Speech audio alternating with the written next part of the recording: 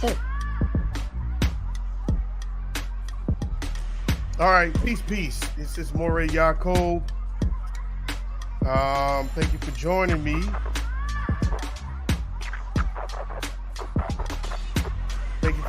This is ITFTR Network, Indigenous Talk for the Righteous Entertainment Network, LLC. We thank the Creator for each one of you that's going to be joining us today. All praises to the Creator for giving us the day, the time, and the strength for allowing us to be able to gather today for this message. But before we get started, let me blow my shofar. This is the Shabbat.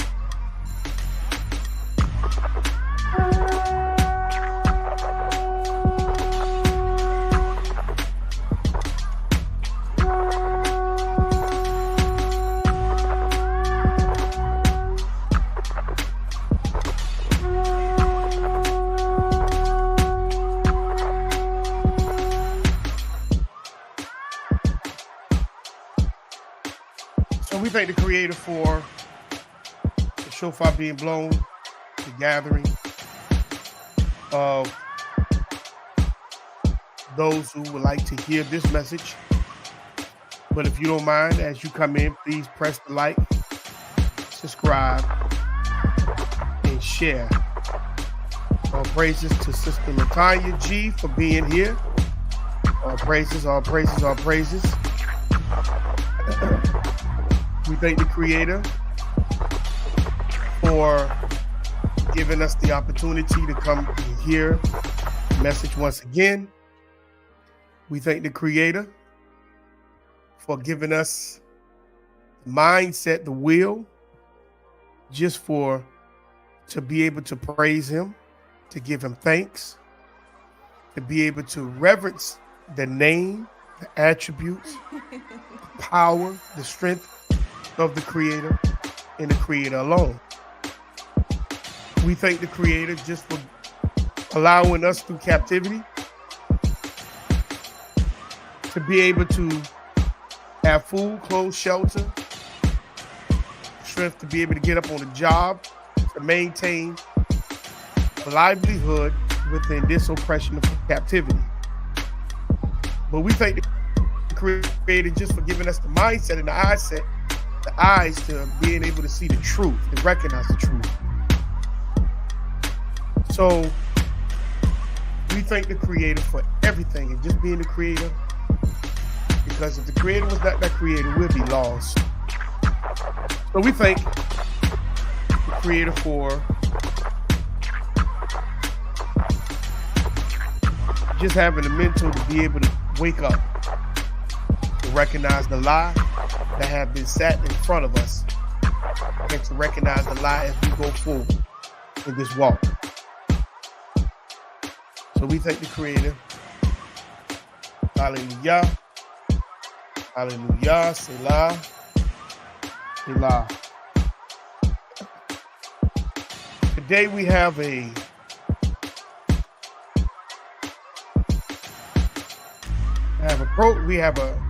outline today. I'm going to show you all exactly what took place over there in that fake Jerusalem. We have eyewitnesses. And the news people are suppressing it. And we have to realize that they do not want the truth out. They do not want the truth out. They do not. All praises to Mr. Yukana, Joanne Smith for coming up on the chat. Make sure you press that like and subscribe button as you come in. But they don't want the truth out. They do not want the truth out. They do not. And you have to ask yourself, why do they not want the truth out? It's because the truth will expose their wickedness and actually how they overcame you. Like that old saying say, a leopard can't change its spots. You can paint over it, but that doesn't mean that that's not a leopard. He just paint over his spots. And that's what a lot of them have done. They paint over their spots to let you see that they are not leopards. But underneath that paint, they're leopards. So the same thing how they did you, take your inheritance, they're doing that same thing over there. But they're showing you exactly how they did it. And once when they get a foothold in it, they're gonna bulldoze their way past you, over you, and push you off of your land, either physically, mentally, or psychologically. So we're going to get into some heat today. And we don't forget, don't think I'm past the Canaanites, because I'm not. All this right here is tying in. We're talking about the inheritance of the land,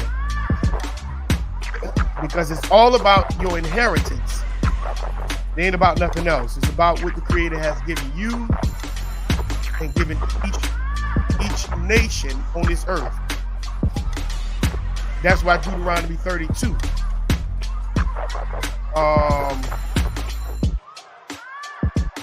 Deuteronomy 32 and 9. I'm going to read it in just a second. I just want to kind of like let you get on it real quick. Deuteronomy 32 and 9.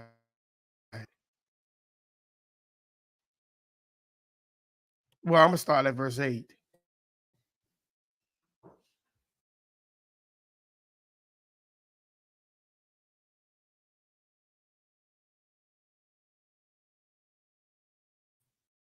Start at 8.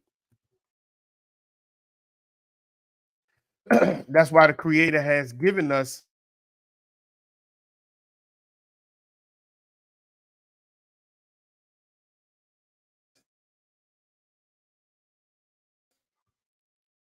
this law.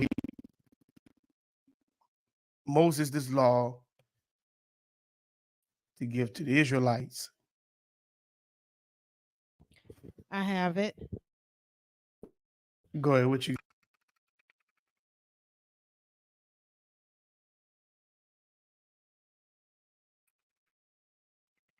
Okay, it says, for the Creator's portion is the people.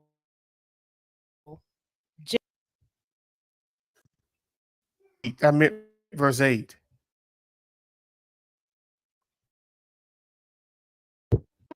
He separated the sun according to the Pounds Israel had. That's right. Deuteronomy 32 is full of gems. All praises, all praises. He set the bounds for the nations. And inheritance and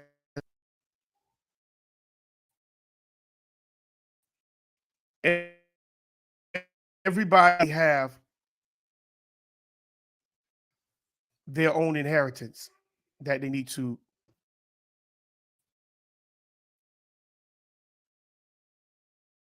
But the thing is that somebody wants your inheritance.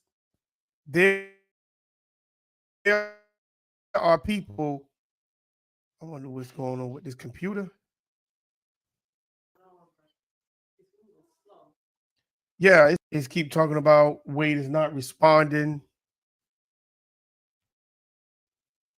Okay, hopefully it drop back up now.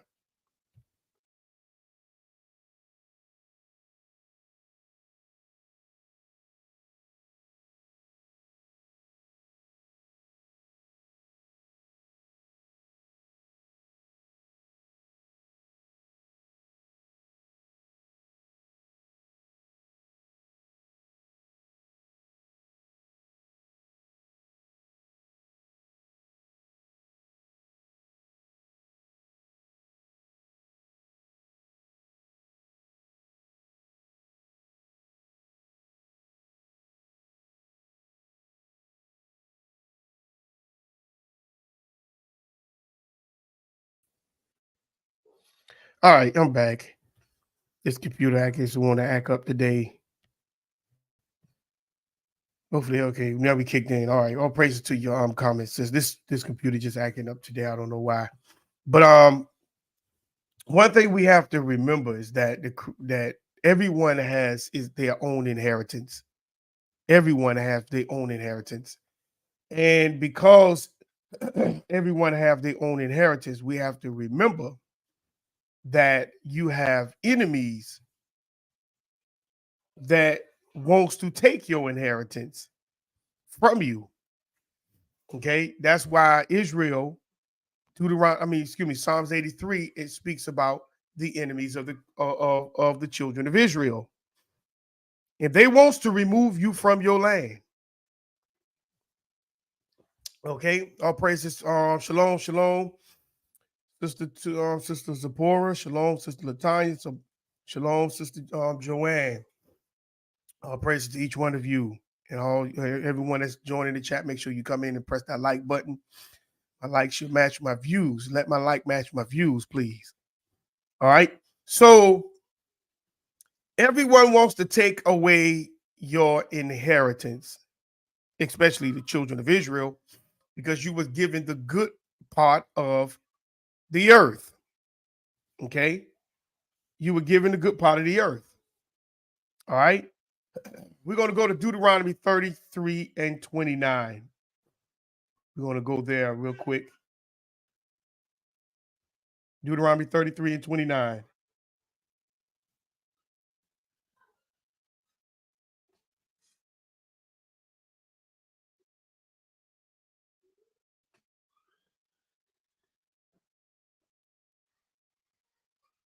Who is this? Just give me one Okay, second. 33 and 29. Yeah. It says, Happy art thou, O Israel, who is like unto thee, O people saved by the Creator, the shield of thy help, and who is the sword of thy excellency, and thine enemies shall be found liars unto thee, and thou shalt tread upon thy high places, their high places. So, in other words, your enemy is going to be found liars unto you. That's one of the posts. That's one of the points that I want to bring out. When you find that your enemies have lied to you, you supposed to you supposed to tread down their high places. Okay, this is what you're supposed to, family. You're supposed to tread down their high places,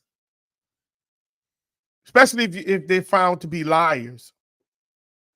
Okay, but when people are found liars among us, we look for them to repent. Okay. Now I'm not talking about somebody that simply what you call it. I'm not talking about somebody that made a mistake. We talking when it says your enemy shall be found liars, meaning they deliberately lie. They deliberately deceive. They're doing things to keep you off balance. That's your enemy. They are doing things to offset and upset you. That's your enemy. Okay. They're telling you all kinds of manner that goes against your bloodline. That's your enemy. Okay. All right. So your enemy is going to be found liars among you. They're not going to be far off from you. They're going to be right up in the midst of you. All right? They're going to be right in the midst of you. They're not going to be far off like somebody thinking that, well, no. They're going to be right up in the midst of you, telling you lies, putting you to sleep, keeping you dumbed down, docile, cognitive dissonance. They're going to have your mind all messed up. Those going to be the ones right up amongst you, right in the midst of you. They're going to be the ones that's in your territory of land. And they're going to be found liars.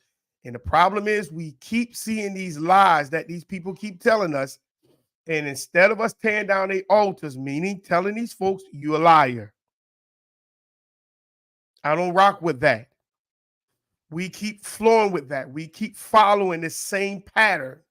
We want to continue to hang up amongst these type people because they seem like they got everything going on with them. We don't do that. Okay. Let's go to Jeremiah 16:19. Because the liars are going to be among you. Your enemies are right next to you. That's why in Tupac's song he said, keep your enemies close. Keep your friends close, but keep your enemies closer. Because the more closer your enemies are, you can watch the action and the attributes of them. See, I know I be seeing who speak against me. It just show me who my enemies are. I don't say too much. I just pay attention. Because in order for me to defeat my enemies, I got to keep them amongst me so I can watch them and I could be able to point out the things that they're doing. Okay? Jeremiah 16:19. This is what this says right here. It says, O Creator, my strength and my fortress, and my refuge in the day of affliction, the Gentiles shall come unto thee from the ends of the earth, and shall say, surely our fathers have inherited lies, vanity, and things wherein there is no profit. Why do you think these people are asking the so-called Negro of America what side they're playing on dealing with that issue over there? Why do you think they're asking you what side you're on? Because you're the linchpin. You validate truth or you validate the lie. If the Negro continue to keep validating the lie, then the lie flourish. But if the Negro validate the truth outright, then the truth flourish. You don't understand that you are the transcender, the trendsetter. You are the transcender and setter on this earth. You send things out and you set things upon. That's why everybody look for you to have a style. They don't have a style of their own. They learn how to dance from you. They learn how to rap from you. They learn how to sing from you. They learn how to dress because of you.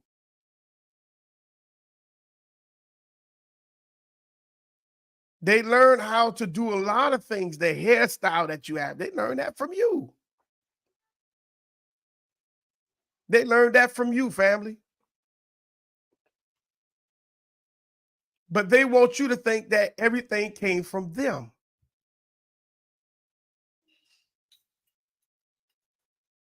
You see? And when they got it, they messed everything up.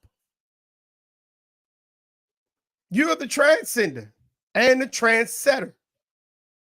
But we don't believe that because we see them on top. But they're supposed to be on top. Genesis 9:27, you disobeyed the Creator. You disobeyed. When you had things, when you was in your land, you chose not to follow what the Creator asked. So now you're being punished. Now, a lot of people, I hear a lot of people in the indigenous community saying, oh man, I don't believe in no punishment. We ain't punished. Then why the hell you ain't ruling? You claim you built everything, so why you not ruling? Just explain that one thing to me. I ain't got to go through no lineage and show me this and show me that. Tell me one question, indigenous community, why you're not ruling. Why other people are ruling you. That's all I want to know. You can call the Bible fake. You can call the Bible this and that. You can say, well, your grandma never told you was an Israelite. Well, your grandma never told you was indigenous. These are things we are finding out as we grow and become wise in our studies. But if the Bible fake indigenous community, and you can tell them, y'all could tell them I'm talking about them. Tell them I want that heat. Why you not ruling?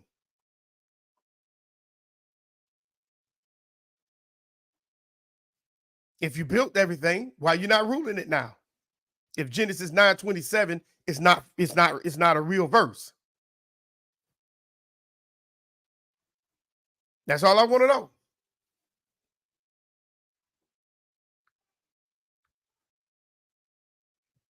If the Bible's fake, then tell me why that verse is speaking volumes in your life today. Israel broke the commandments of the Creator. What commandment did we break?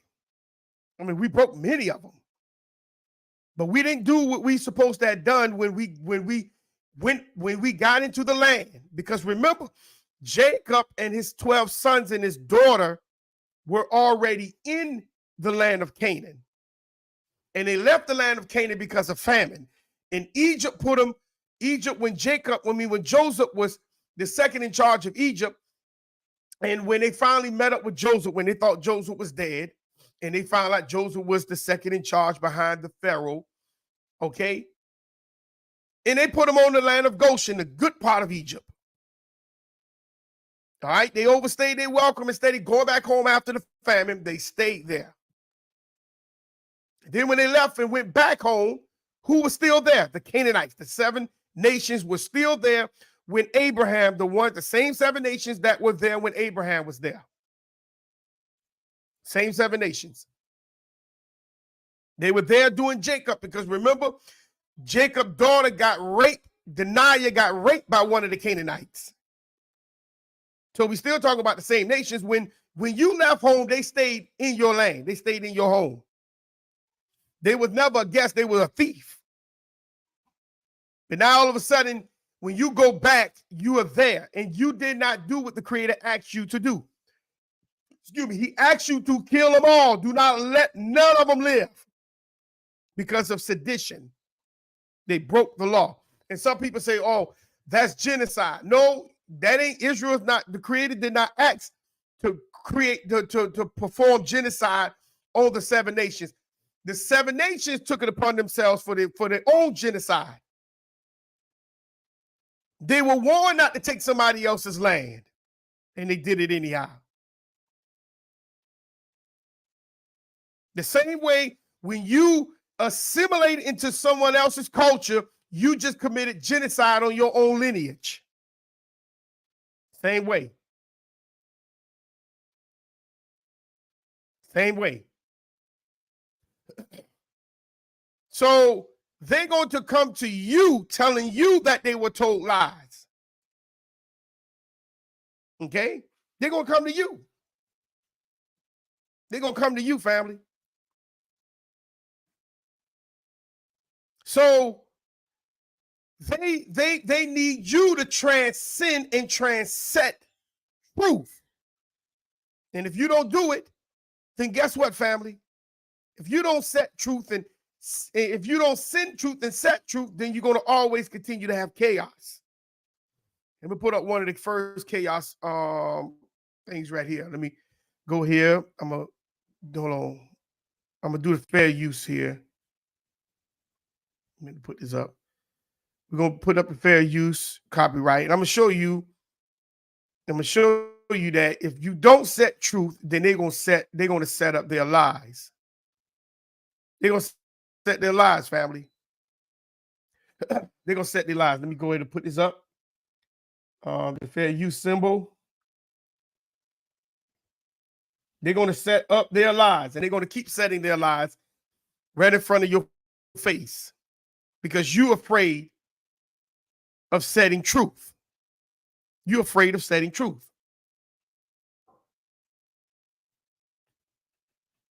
Okay, let me see if okay,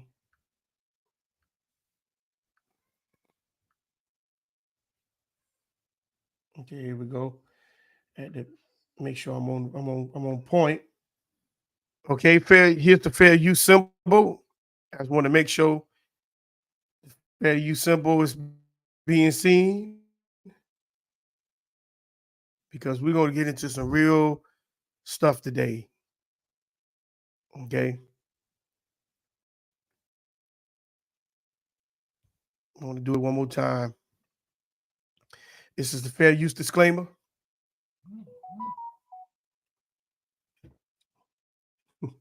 This is the fair use disclaimer.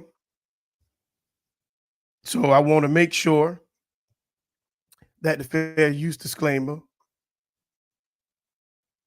is being shown, being seen.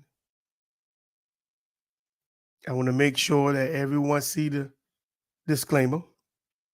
So now let's go ahead and get out of this. And let's get into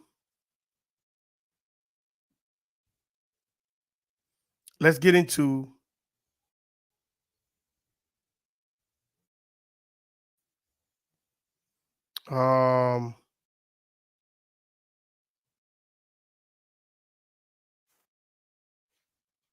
all right, let's get into what I'm about to show you. Because this is the appetizer. This is when they won't.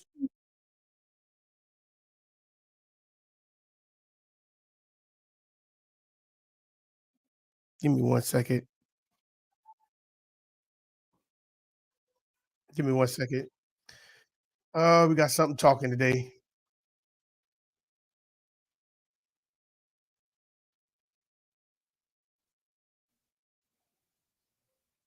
All right, hold on. I got to find out what's talking.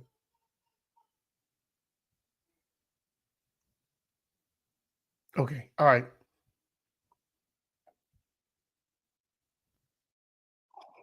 Oh boy, hold on.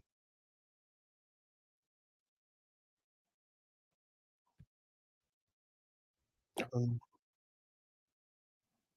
don't know what this is. What the hell is this? Let me come on out of this. All right, here we go.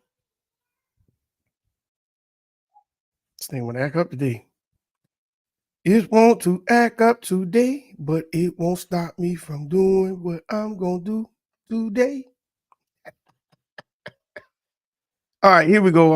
And then I think this thing right here.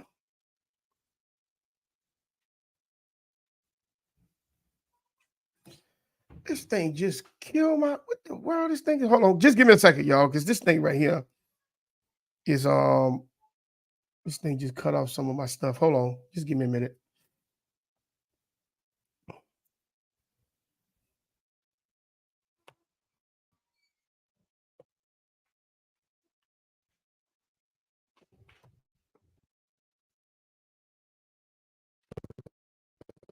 Here we go.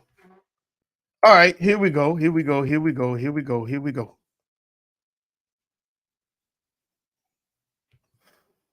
Congress.gov.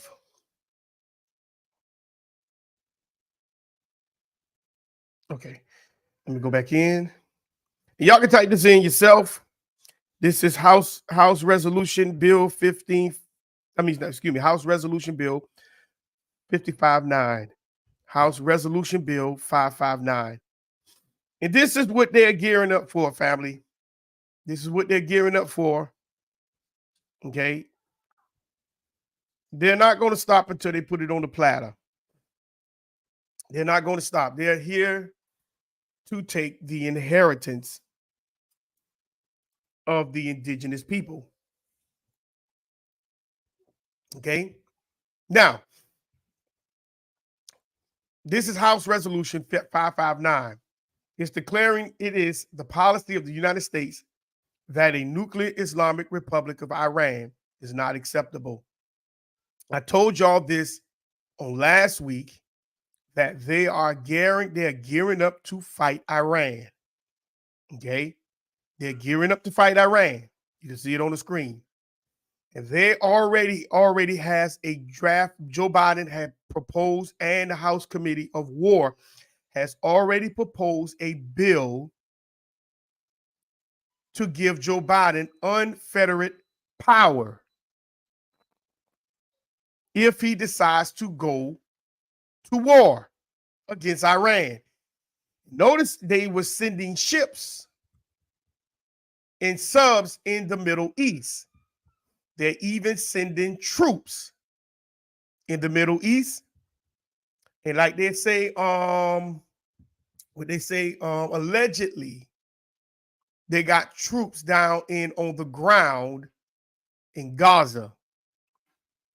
Okay. Family, they're deliberately expanding this war. Now you got to ask yourself why. Why they're deliberately expanding the war?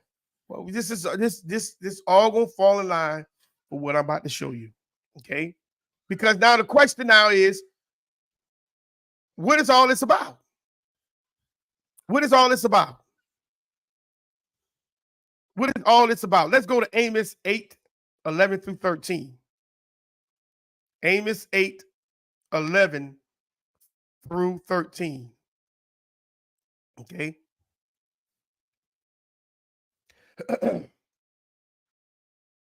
Amos 8:11 through 13.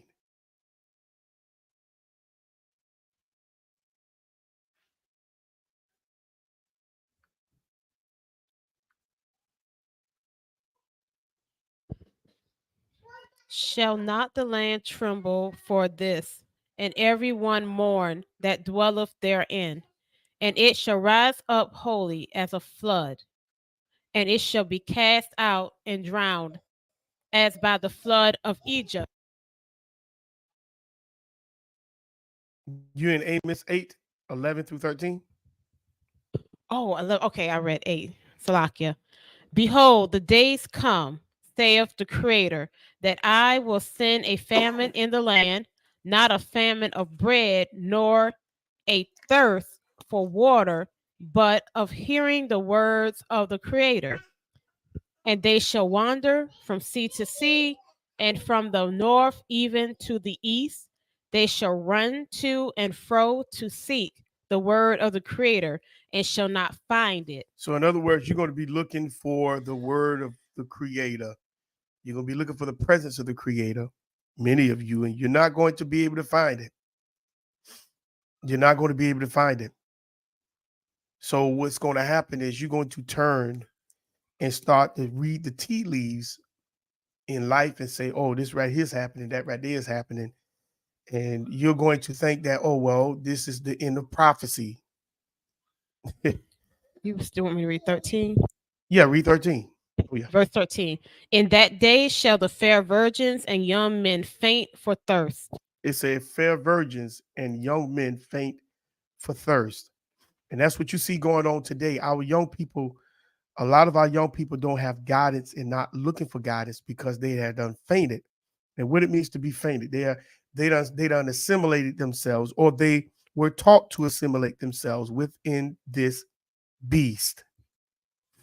A lot of people had children and having children to feed the beast. They want to continue to feed this beast.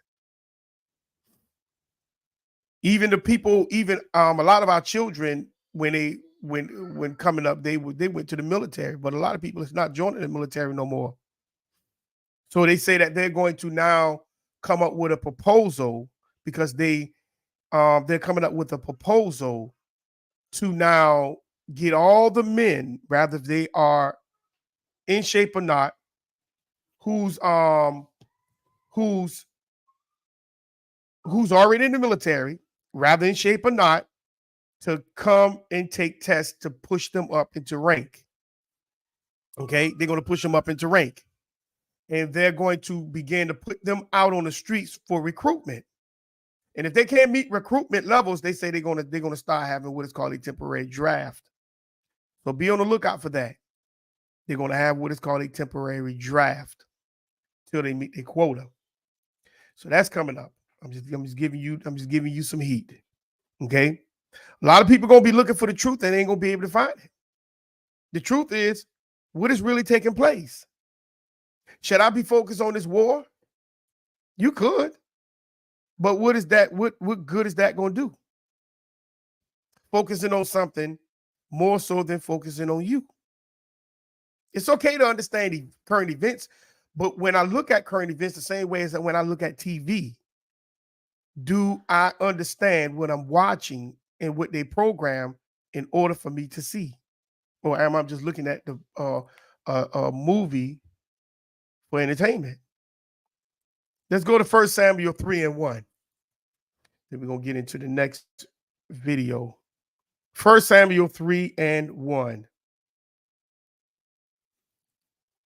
Because many of you be looking for the truth, but will not find nothing but lies that will push to keep you asleep in order for dumb diversa of 1452 to complete itself. Now, look up dumb diversa of 1452 because we're going to go over that today. I know we done been hearing about that for a long time, but I'm going to put it in perspective today. See, that needs to complete itself. So why do you think that they planted the fake Jerusalem on the Ottoman Empire land? Why do you think they do that? You think they just did that just for the heck of it because they were looking for a land? Really? Because they don't want you to know where the real Jerusalem is. See? They don't want you to really know where the real Jerusalem is. That's why when I hate the indigenous community say, "Oh, there's no such thing as an Israelite." Well, why do fake people call themselves Israelis? Why they call themselves Israelis? Why the fake Indians on the reservations call themselves Cherokees? If there's no such thing as Cherokee. No, they say, well, they came up with that word Cherokee. It doesn't matter. They took your title. That's all that matters. They took your title. They took the Choctaw, Anawania. They took all that from you. You can't even claim it. You got to go to court, hoping that these people see your benefit of you now being able to claim that and get benefits that they're getting for free. They took your title. Showed you that last week. 1828, Webster Dictionary. American, they took your title. Every year they go around, woo, woo, woo, woo, woo, woo, woo, even though we never used to do that, but that's what they're doing. They took all that. They can now act like what the hell they want to act like because you can't. Because they made you think you come from someplace else. When in fact they did. What 1 Samuel, what you got? 1 Samuel 3 and 1. And then we're gonna get into the video.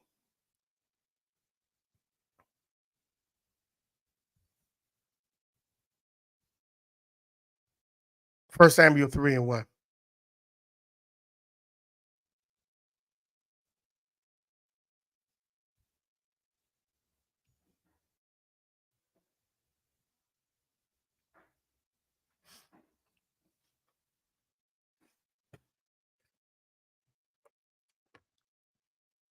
I'll read it. Give me 1 second.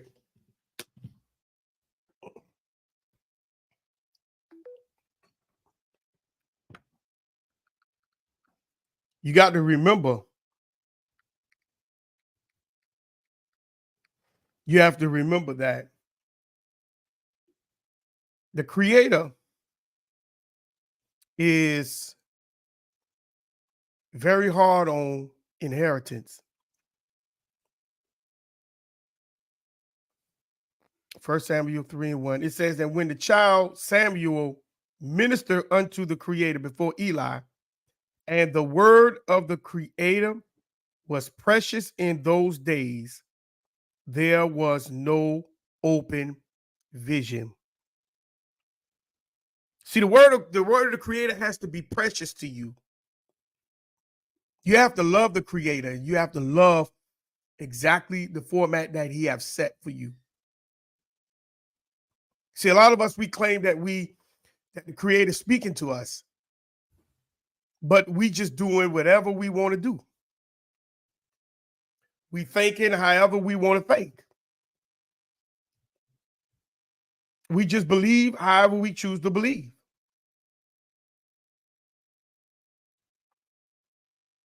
And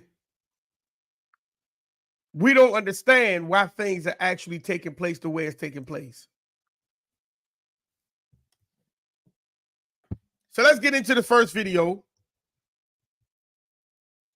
of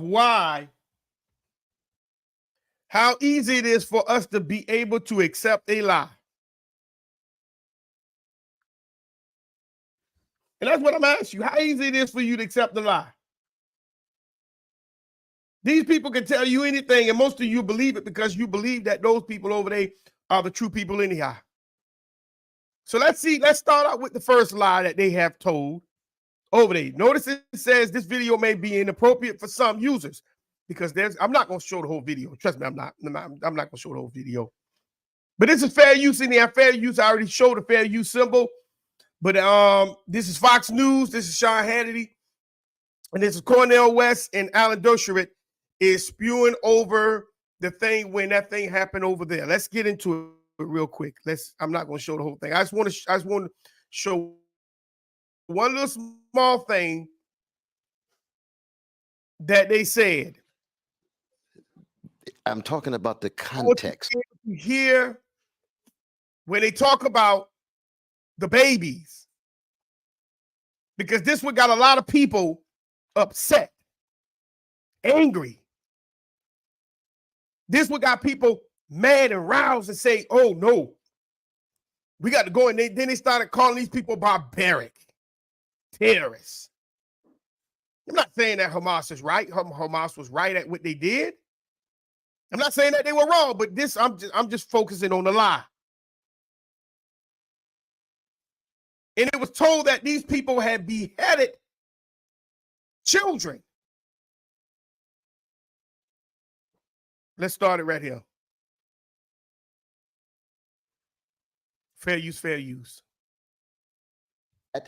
Israel's policies of war crimes and collective punishment against Palestinians. I'll read it to you. Israel and the United States are Hamas must take responsibility for killing innocent people. Anybody who kills innocent people are engaging in barbaric acts. You said no matter Israel, who they are, on, what color, what nation, and so forth. Israel and the United States are primarily. The United States has supported and enabled. You explain to this audience. I want you to explain how is Israel and the United States responsible for beheading 40 children? How? Now, did you hear that? How is Israel in America is responsible for beheading 40 children? I'm going to replay it again, and I want you to hear it for yourself. The United States has supported and enabled. You explain to this audience. I want you to explain how is Israel and the United States responsible for beheading 40 children? How? Now, you heard it for yourself. Okay? How is Israel and America is responsible for beheading 40 children? Okay?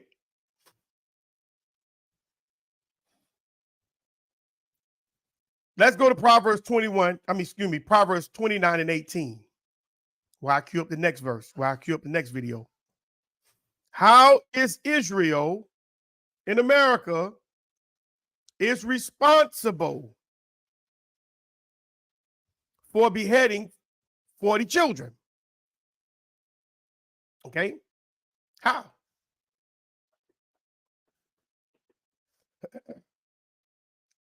How can Israel be responsible for that in America? Okay.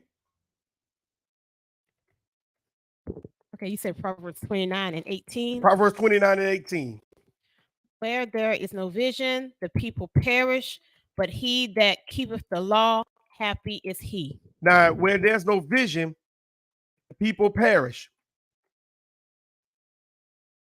But happy is he that keeps the law. Okay? So when you ain't got no vision, you're going to follow everything. You're going to follow anything. What they say? If you don't stand for something, you'll fall for anything.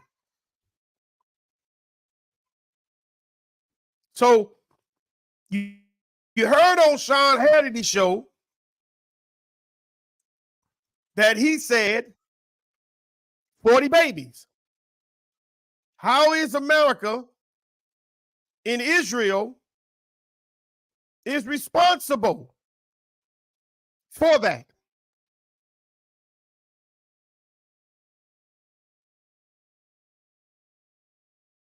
So now they are pushing the narrative, or they're pushing what we call truth about what happened. Okay? I'm just waiting for it to come up. Hold on, I gotta share. I don't know why I'm doing this. So I'm getting into it again. Fair use, fair use.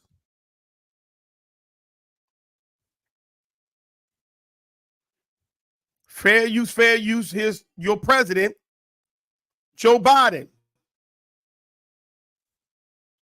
is going to talk about the same thing what Sean Hannity just said. And don't get it wrong. Don't get it twisted. Y'all said, well, that's Fox News. Well, no. CNN said the same thing.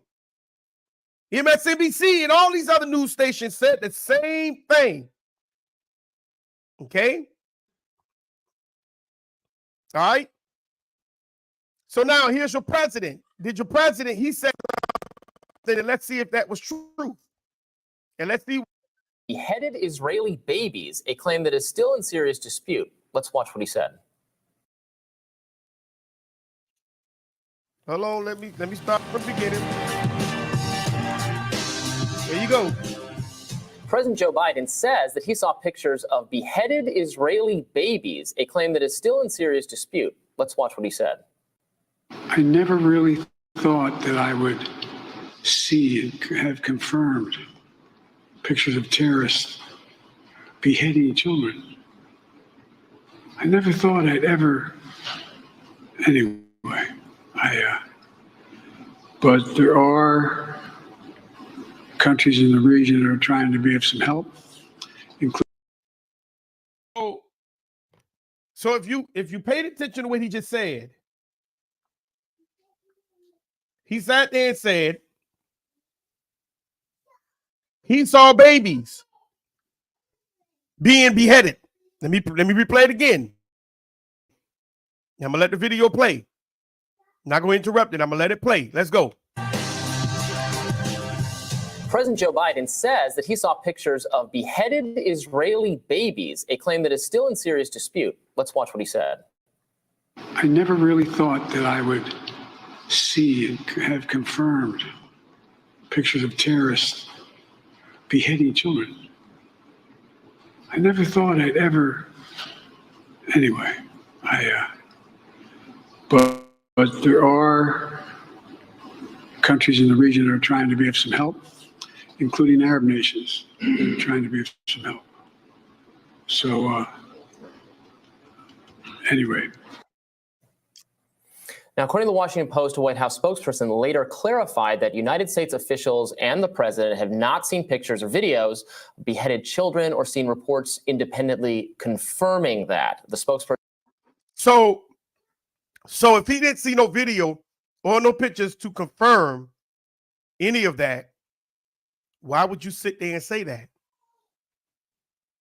Why would Sean Hannity say that there were babies being beheaded? Why? Let's go. Let's keep going. They're going to get into some facts. Let's go. Person said that Biden based his comments about these alleged atrocities on claims from Israeli Prime Minister Bibi Netanyahu's spokesperson and also media reports from within Israel. The Israel Defense Forces comment to the Washington Post on the state of the victims' bodies. So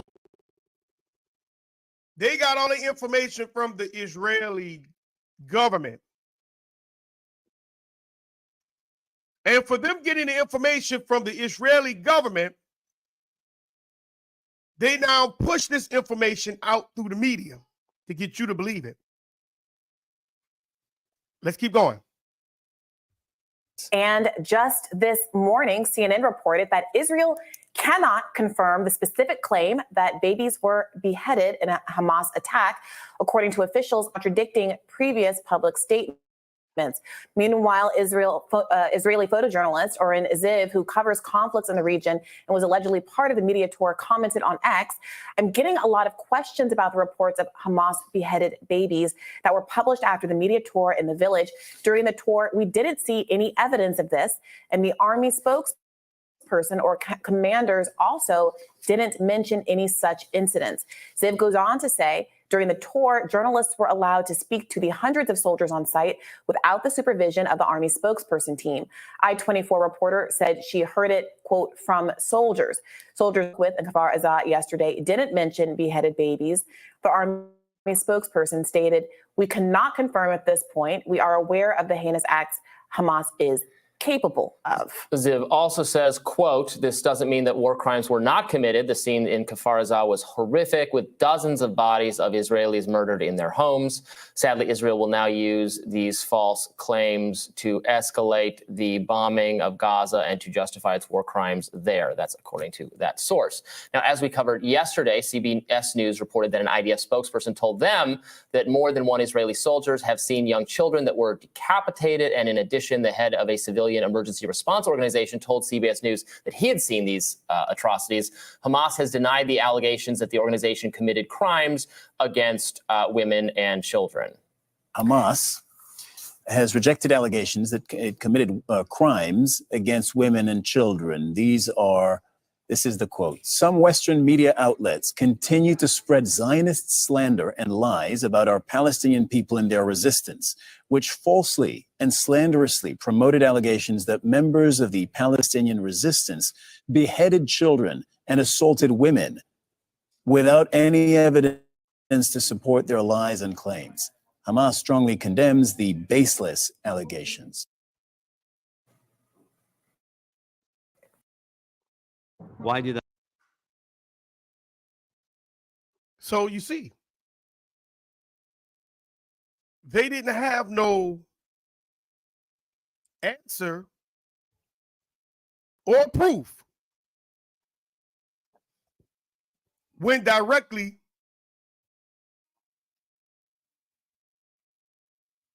being asked. They just simply say, "Oh, we didn't know. We don't have, this is what we was told, but this is, I know this is what they were capable of." And trust me, I'm not giving Hamas any leverage. I'm not, promise you I'm not. But the truth is the truth. Sean Hannity said 40 babies was beheaded. Joe Biden came on and said, "I didn't think I would ever see babies being beheaded." But then when it was come out, as more information was coming out, they were told that, oh,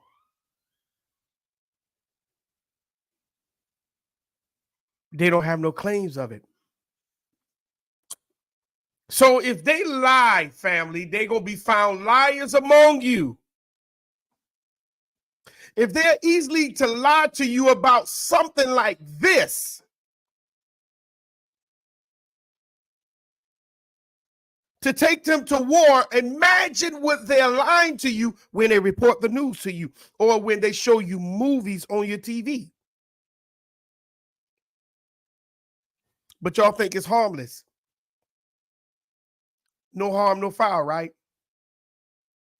That's what y'all believe, right? No harm, no foul. Let's grab 2 more scriptures while I cue up the next one. Sean Hannity say, oh, what about the 40 babies? Joe Biden say, oh, I never thought I'd see 40 babies being beheaded in my life. But come to find out they had to walk that statement back. Because even the people who was perpetrating that, who was pushing that narrative, did not even have proof of that narrative. And it turned out, family, if you don't have proof of what you're stating or saying, it's a lie. So let's go to Proverbs 29.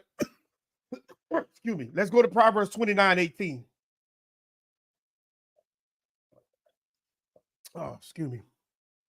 Proverbs 29:18. If they can't prove what they're saying, then family, it's a lie. But see, a lot of us, we'll be scared to call it for what it is because we assimilate ourselves with these folks. Proverbs 29:18 says, We already read that one. oh, we did? How about Ezekiel 20, verse 3?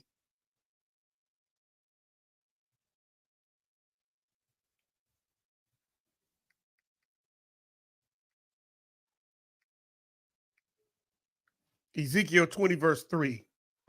Okay, Ezekiel 20, verse 3 says, Son of man, speak unto the elders of Israel, and say unto them, Thus saith the Creator, are you come to inquire of me? As I live, saith the Creator, I will not be inquired of by you. So in other words, the Creator, Ezekiel had to tell he had to come and put the elders on power, on point. Why you think that you can come and inquire me, ask questions of me? Why are you trying to ask questions of me?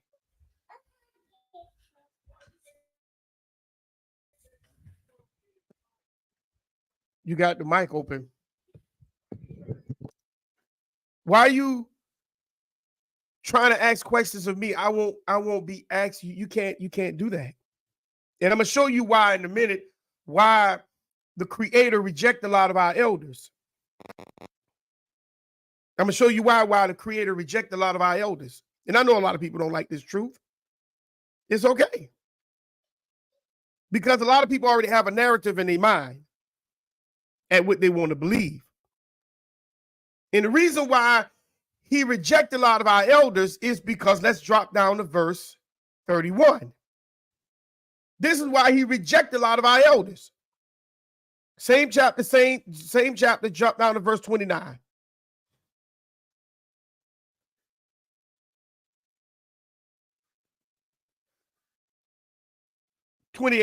Verse 28. No, hold on. Verse 31. Verse 31. I'm sorry. Salakia. Verse 31. And this is what it says. For when you offer your gifts, when you make your sons to pass through the fire, you polluted yourselves with all your idols, even unto this day. And shall I be inquired of by you? Meaning you come to me and ask me questions about me, trying to figure me out. But look at the stuff you're doing. Look what you're doing. O house of Israel, as I live, says the Creator, I will not be inquired of by you. And the reason why he's not going to be inquired by none of the elders is because the elders are the ones that's not teaching the children about the enemy that encircles them. They're not teaching the truth about what's really taking place to them and about them. We trying to assimilate ourselves into everything. And that's why when truth comes about, when I'm bringing out to you today, a lot of you can't handle it because you already got in your mind what you think it is. You already got in your mind what you think it is. You already got in your mind what you think it is. Let me get into the third video. This is Hezbollah leader on yesterday.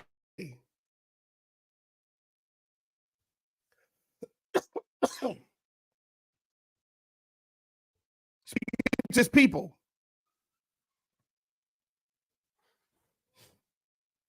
Give me a second. I got to type it in because I don't want this thing to act up.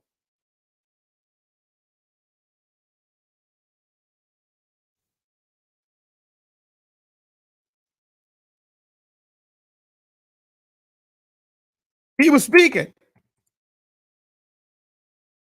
And I sat there all day yesterday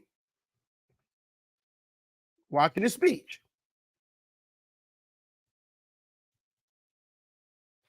Watching his speech.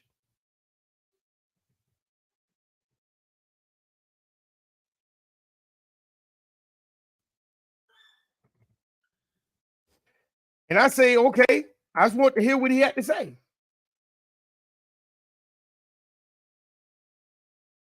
I just want to hear what he had to say. And he said exactly what I thought he was going to say. He said exactly what I thought he was going to say. We're dealing with babies. We're dealing with babies. Okay?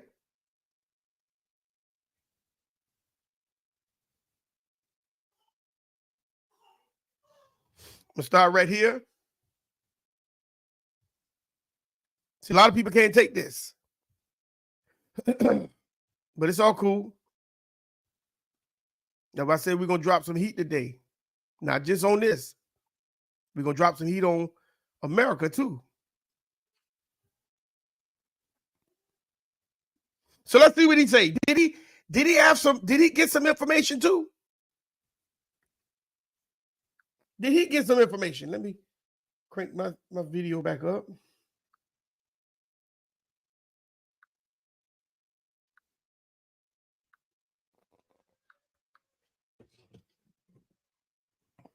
Okay, it's fair use again.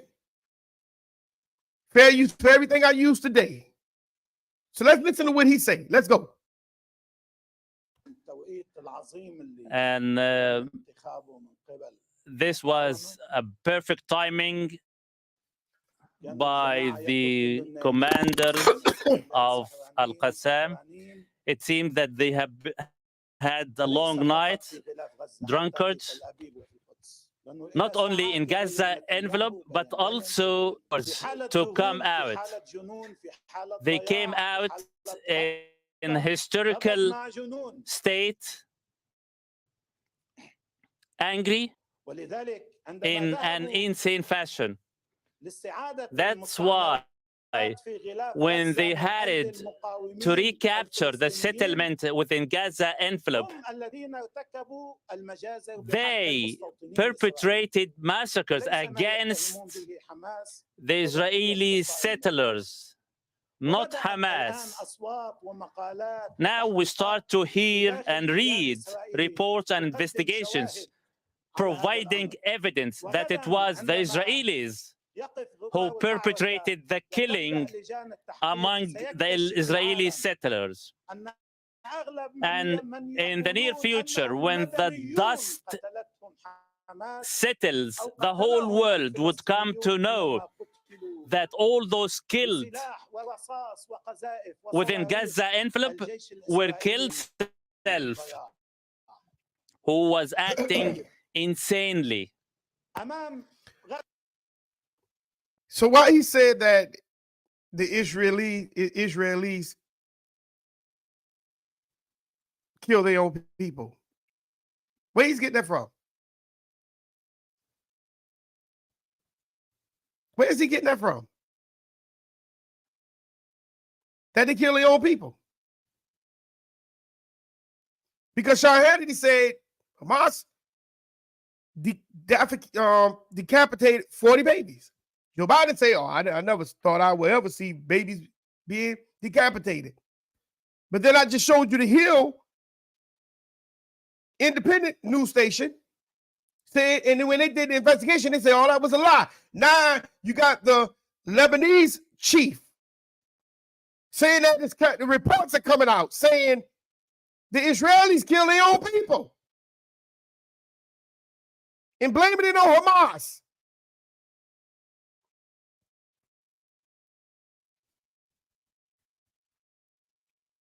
Let's go to Proverbs 14:5.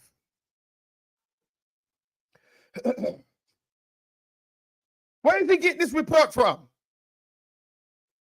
Where did it Hill? The Hill said they questioned the IDF soldiers and they could not even verify no baby's heads being decapitated. So now we realize that the babies that was fake. That was a lie. So how about the people that got killed? How about the people? Who killed those people? Hamas came across that border. And they sat there and they had and what I was hearing that it wasn't good when they came across that border the way the news showed it. They just crossed the border and just start da-da-da-da-da-da. That ain't what happened. No, that ain't what happened, family. And they just grabbed people and took them across the border and just held them. That ain't what happened. See, one thing they never like is an eyewitness. Let's go to Proverbs 14:5. Let's read that real quick. They don't like eyewitnesses, family. Because eyewitnesses tell the truth. They tell you exactly what they saw. And what that old saying say, don't believe my lying eyes, because your eyes lie. Do it? Then why the Creator created them in my body? If they lie by what I saw. The only time when they lie is when I got an agenda and I don't want to get caught. That's when I lie.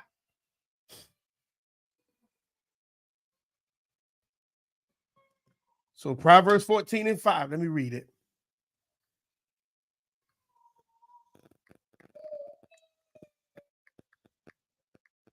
Because you got to remember. You have to remember. It says, a scorner seek wisdom and findeth it not. But knowledge is easy unto him that understandeth. A scorner seek wisdom and find it not. Now, what is a scorner, family? A scorner, you could go to the Hebrew number 3887. You could do that, or you could go to the regular dictionary. I don't care. It don't matter. But a scorner is a person who boasts, who mock. Somebody to be inflated. They inflate themselves. Or a person of deride. D-E-R-I-D-E. And deride means to express contempt for or ridicule. So you're talking about a person that deride. They express contempt for. Or they ridicule. They have that ridicule spirit. Okay? They have contempt for others. And what that word contempt means, it means the feeling that a person or a thing is beneath consideration. In other words, you ain't on my level. This is the reason why they lie to you. This is the reason why they mistreat you, is because they don't see you as a human anyhow. They can put any kind of thing on TV and you will sit there and believe it depending on where it comes from. Because they don't think you mature anyhow. That's why they call you a minority. Minority means you can't handle your business. You need somebody else to handle it.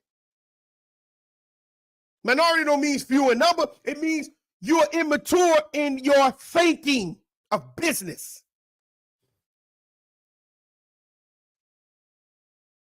So they don't want you, so they tell you you're a minority, meaning you're unintelligent. And then when you sit there and you stand up, then they bring that contempt spirit against you. Oh, you hate them. Oh, you a racist. Oh, this and that. That's contempt. To make you feel bad so that you can fall back in your place, in your shell, and be quiet.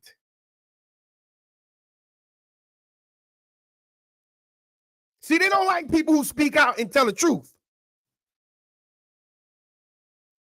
Because, see, all they want to do is run over you anyhow. Because they look at you as sub, below, beneath. That's why they marginalize you.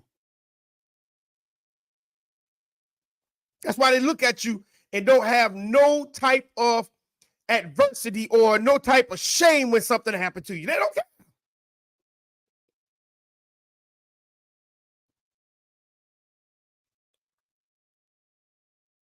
I'll read it again, Proverbs 14:5. A faithful witness, no, excuse me, Proverbs 14:5. Yeah, no. Which one I read?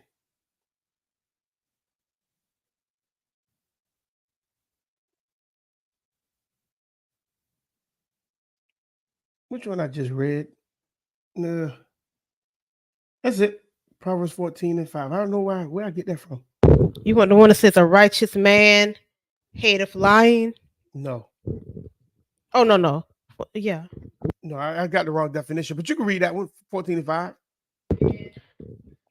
No, that was 14:6, but go ahead. You can read 14:5. That's fine. Okay. A righteous man hateth lying, but a wicked man is loathsome and cometh to shame. Okay, verse 5 it says a faithful witness will not lie, but a false witness will utter lies. These people showing you in your face, these people showing you in your face that they are liars. They're deceivers, but guess what? You'll continue to keep excuse me, you'll continue to keep accepting these people. And that's why in verse 6, it says, a scorner seeketh wisdom and find it. No, and will not find it. And find it not.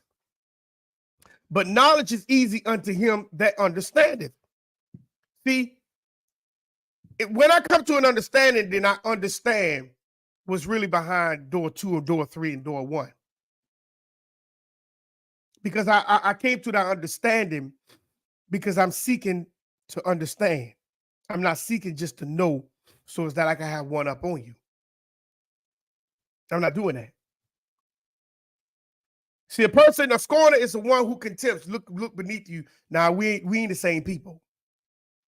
So you have that contempt, and that's what been happening to us as a people since they got here. They had contempt for us, but then we sit there and try to love them. We tries to, when we was gaining the land, we loved the Canaanites, and the Creator said that they're gonna be a prick in your eyes and a thorn in your side, but we still love them. That's why all through our scripture, you see these same people in the congregation of Israel. They're inside of the congregation of Israel. It's like the Israelites just don't learn. They just don't learn.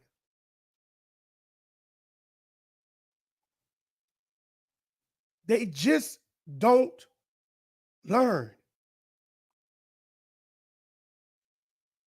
They don't. So let's get Daniel.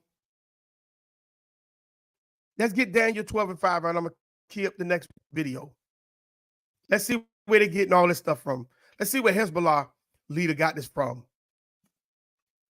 Let's see what the Hill news stations report says that they couldn't find it. Let's see what they were hiding.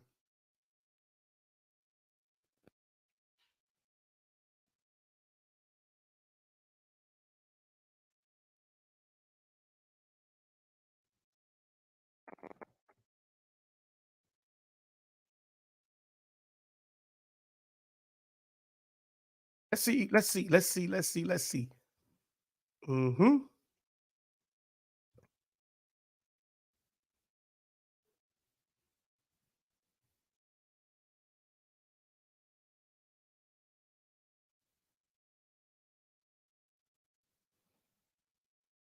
Daniel 12 and 5, 12 and 4. Did you get it?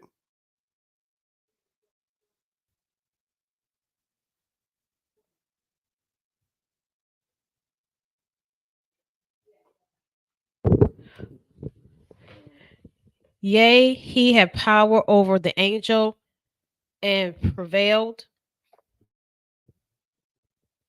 He wept and made supplication unto him. He found him in That's Daniel. Bethel. That's Daniel 12 and 4.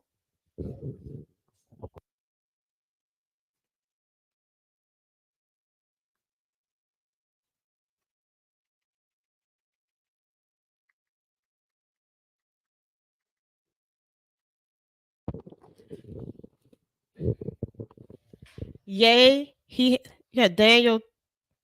Oh wow. It flipped to Hosea, my goodness. I got it. Daniel 12 and 4. But thou, O Daniel, shut up the words and seal the book, even at the time of the end.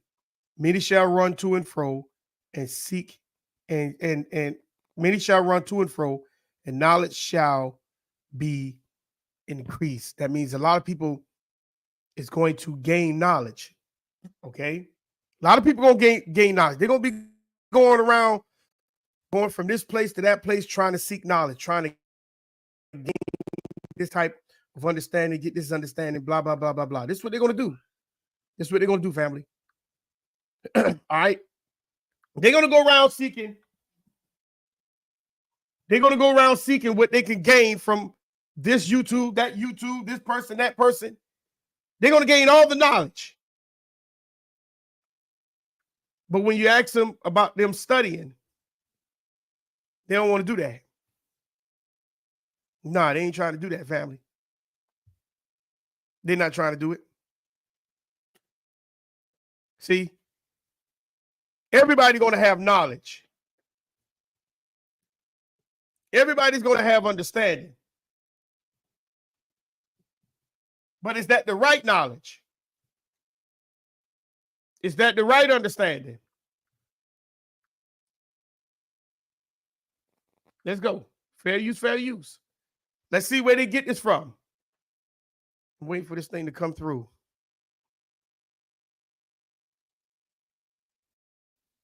Why is this thing? Do you see it on the screen of my video? Or the thing being shared, or is it not being shared? Okay, you see it, but I'm trying to figure out why my thing ain't picking it up. Okay, there we go. Yeah, there. All right, let's go. Fair use, fair use. Let's go. Why they was trying to hide this? Is this way the Hill get their information from? And this Hezbollah leader got it from? Let's go. The Israeli government has one official narrative of what happened on October 7th. Of course, the slaughter of 1,400 innocent Israelis at the hands of Hamas. But now, startling new testimony is starting to emerge that may change what we understand about that day. This could trouble a lot of people. Dan Cohen is the founder of Uncaptured Media, a filmmaker, the documentary Killing Gaza, with some of these new startling revelations. Dan, welcome back to the show. Hey, great to be with you, Clayton. So what testimony has started to emerge from Israelis that could shed new light on what happened that day? Well, in the days after the events of October 7th, an interview with a survivor of the kibbutz Be'eri, the Israeli kibbutz Be'eri, where many people died, gave an interview in Israeli media. And she said, she was very clear that, and repeated in her interview, that Israeli hostages were killed by Israeli gunfire, perhaps in a firefight between the Hamas fighters and Israeli military, but that it was Israeli military bullets that actually killed them. בגינה של האנשים מהקיבוץ שיש 5 בני ערובה ששוכבים או 6 על האדמה בחוץ, ממש כצאן לטבח מול הירי של הימ"מ שלנו והמחבלים. הטרוריסטים ירו בהם? לא, הם נהרגו מהחילופי ירי, תבין שהיה חילופי ירי מאוד מאוד קשים. זאת אומרת, יכול להיות שזה כוחותינו ירו בהם? כשניסו לחסל את החוטפים, את החמאס? כן, חיסלו את כולם, כולל הבני ערובה, כי היה שם חילופי ירי מאוד מאוד קשים. אני משוחררת בסביבות השעה 5:30, ב8:30 כנראה מסתיימת הלחימה, אחרי שהיה חילופי אש מטורפים, אפילו 2 פקזים של טנק שירו לתוך הבית, שזה בית קיבוצי קטן, זה לא איזה, רואים את זה בחדשות. כן. זה לא מקום גדול. וברגע הזה כולם נהרגו, היה שקט חוץ מניצולה אחת שיצאה הדס דגן, וזהו, וגם. איך כולם נהרגו? מהחילופי אש. מהחילופי אש, כלומר יכול להיות שגם זה מאש כוחותינו? חד משמעית. כן? וככה אני מאמינה. אוי, זה נשמע כל כך רע. כן. וכולם מתו. So that interview was actually censored by the Israeli government in order to prevent it from getting to the Israeli public, which had basically been through this shock and awe propaganda campaign to convince them that everything that just happened on October 7th was purely a Hamas terrorist attack, that Hamas is worse than ISIS, and so there can be no negotiation. And the only answer is to obliterate Gaza, and whatever happened in those horrible scenes on that horrible day of October 7th is purely the fault of Hamas and has nothing to do with Israeli military tactics or strategy or decisions that were made either on the fly that day. Now, there has been another article that came out in the Israeli liberal magazine Haaretz, in which it cites an Israeli military figure who was there. There was one who was in a bunker near Gaza, who was trying to call in airstrikes on this kibbutz, of course, which would have killed everybody. That did not happen. However, what did happen is another Israeli commander who was on the scene actually ordered his men, his soldiers, to open fire on everyone in these houses.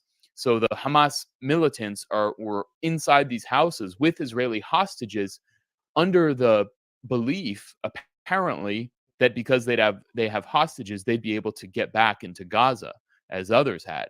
But the Israeli military, this commander, and we don't know how high up this decision-making goes, decided, no, we're going to kill everyone in here, including with use of tank shells. This is according to this Haaretz article. So, I mean, what actually happened clearly is the Israeli military said, we are not going to negotiate with Hamas at all. And we're going to kill everyone here, including our own people. Now, this has been pretty much hidden from the Israeli public as best as possible with the censorship of that interview. Yasmin Porat is the survivor's name.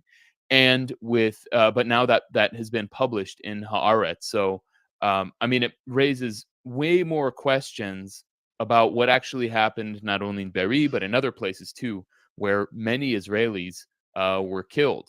And that's not to say that Hamas did not kill people. Definitely that happened.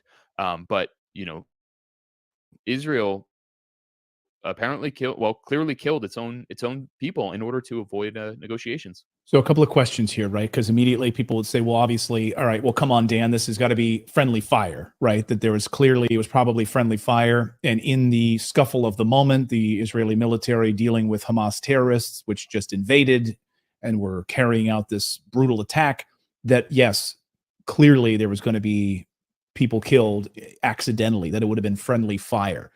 How do they address that piece of it? Well, according to this Haaretz article, and I'll just read exactly what he says. This is according to Nir Hasson, the Israeli journalist. He says, and he's quoting a resident of the he says, after commanders in the field made difficult decisions, including shelling houses with all their occupants inside in order to eliminate the terrorists along with the hostages, did the IDF complete the takeover of the kibbutz.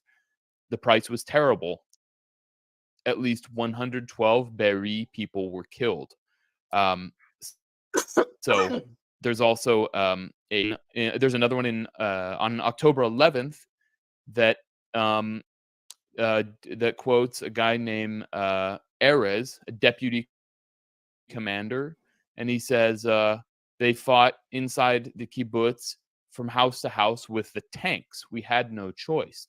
So they're actually firing tank shells. It's not as if there was, I mean, there was clearly close combat, and maybe some of them were killed gun battles between Hamas and the Israeli forces, and that seems to be what Yasmin Porat, the first one to come out and give her testimony, was describing.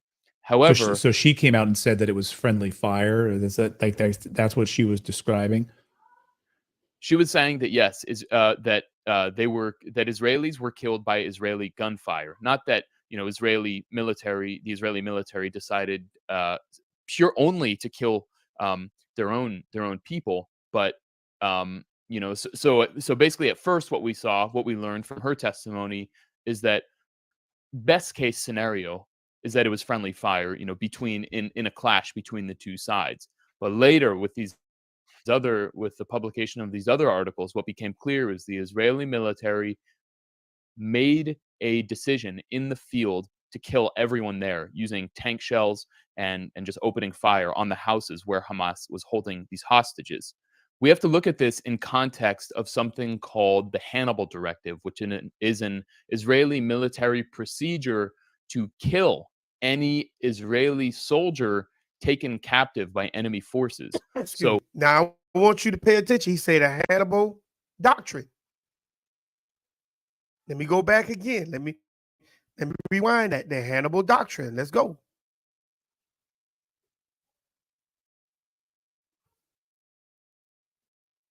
Tank shells and just opening fire on the houses where Hamas was holding these hostages.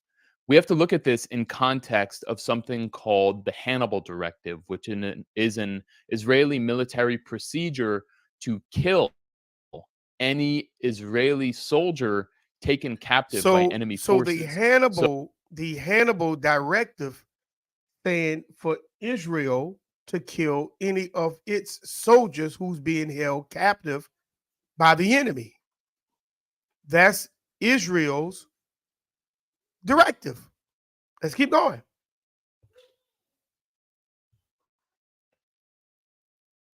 So in 2014, this was implemented in the 51-day war on Gaza in the southern city of Rafah, where Hamas had managed to take captive an Israeli soldier named Hadar Golden. And when that happened, the Israeli military used the full might of its force and bombed this area massively, killing Hadar Golden, so their own soldier, as well as well over 100 Palestinians at the same time.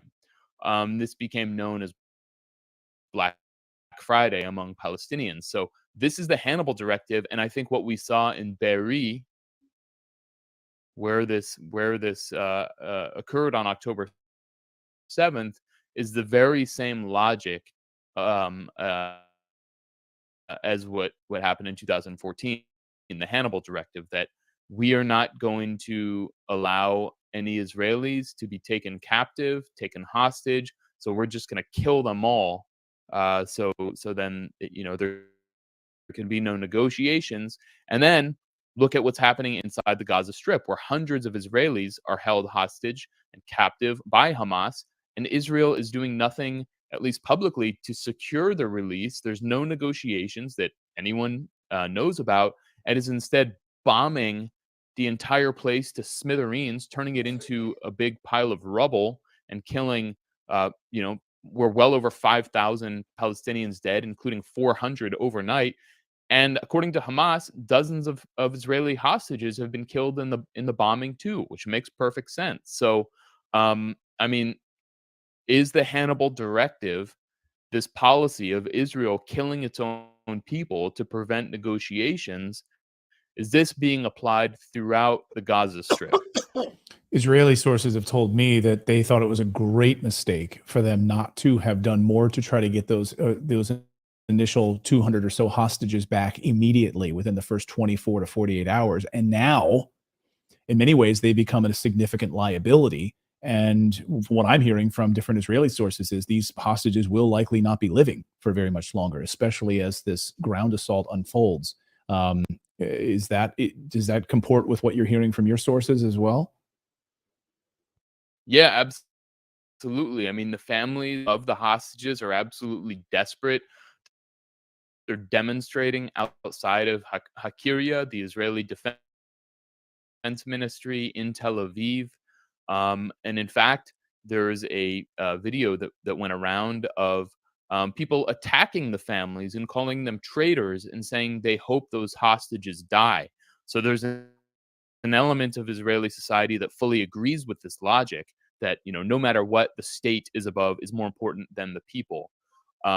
So, I mean, no negotiations, just kill everyone. That is basically the Israeli government's policy. And had, even in Be'eri, or when those hostages were taken into Gaza, had it said, hold on, let's pause. We know we can negotiate with Hamas, as we have done many, many times before, through intermediaries, through worked some citizens. Do you think we're going to stop it here? You watch the rest of it. Like I say, these people, these channels you can go and watch. These are credible news sources. These people ain't gonna give you what CNN ain't gonna give you. They gonna give you what CNN don't give you. They go into the crux of it. So they telling you what's taking place. Let me just play like 10 more seconds of it. Let's go. I think we heard over the weekend, of course, Secretary of State Antony Blinken saying no negotiations, no ceasefire. The United States isn't interested in a ceasefire agreement, but you have, of course, President of Turkey coming out, Erdogan, saying that he would be happy to mediate a ceasefire agreement, a negotiation perhaps between Hamas and, Hamas, Palestinians, and of course, Israel. And that may actually help release some of these hostages. Do you think that there's an appetite for any mediation by Erdogan and the Turks?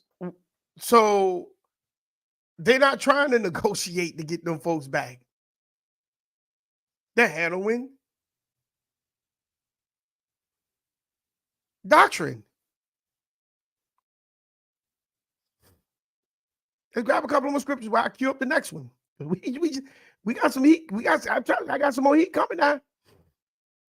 See, they say that there was a witness. She got shot. She saw the whole thing. And they try to suppress it, but the Israelis' independent news stations, newspapers and articles got hold to this lady. And her story started circulating independently through them. That's how the Hamas, the Hezbollah leader, ended up saying there's reports coming out. Because it's coming out from it's coming out from Israel's own news source. But a lot of people took it and ran with it, that believe the narrative. Anything that the news people say, you believe it. Let's go to Isaiah 8 and 16. Isaiah, the 8th chapter, verse 16. Well, I queue up the next one.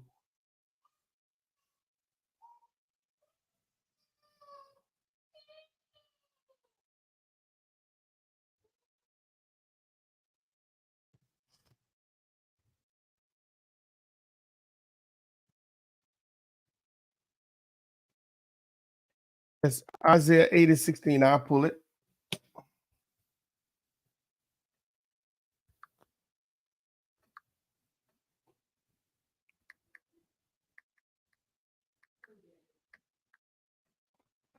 And this is what it says right here.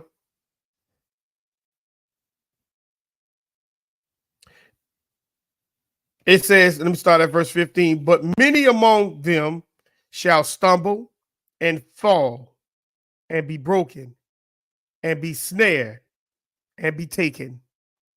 Bind up the testimony, seal the law among my disciples. See, when you see people trying to be a part of the system, you're going to see them broken. You're going to see them what? You're going to they're going to stumble. You're going to see them broken.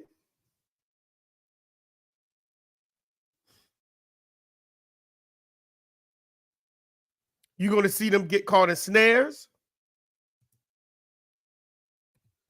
You're going to see them not even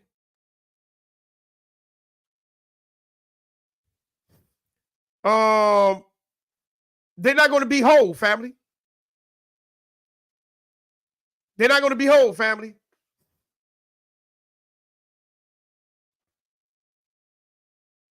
And that's why the word cannot be, truth can't be given to everybody.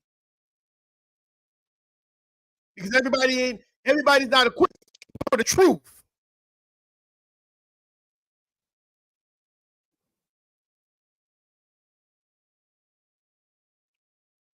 See, even when it goes against your narrative,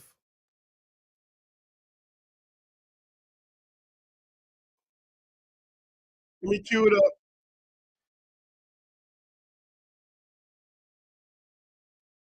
Okay, right here. Let me stop the video. Everybody's not ready for the truth. Let's go to Isaiah 11:9. Everybody's not ready for the truth, family. Isaiah 11:9. It says, they shall not hurt nor destroy in all my holy mountain, for the earth shall be full of the knowledge of the Creator as the waters cover the sea. So in other words, a lot of people is going to, truth is going to be all over the place. It's going to be all over the place. Yeah, some people talk about, I got the truth over here. No, truth is all over the place. That's why it says, for the earth shall be full of knowledge of the Creator, as the water cover the seas. See? It's going to be all over the place. You ain't going to just be sitting, like people gonna say, oh, well, you got the truth over here. And when I got up and left that organization, the Purple Rain Group, they say, oh, you left the truth. I ain't left no truth. The truth is all over the earth. You got to put the truth together. Okay? You got to put the truth together. Let's go to Proverbs 1:6. You got to put the truth together. Proverbs 1:6.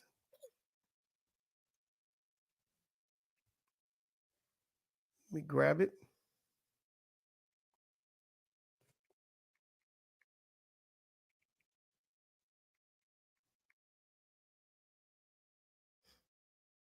Okay, Proverbs 1:6. To understand a proverb and the interpretation, the words of the wise, that their dark sayings, and their dark sayings.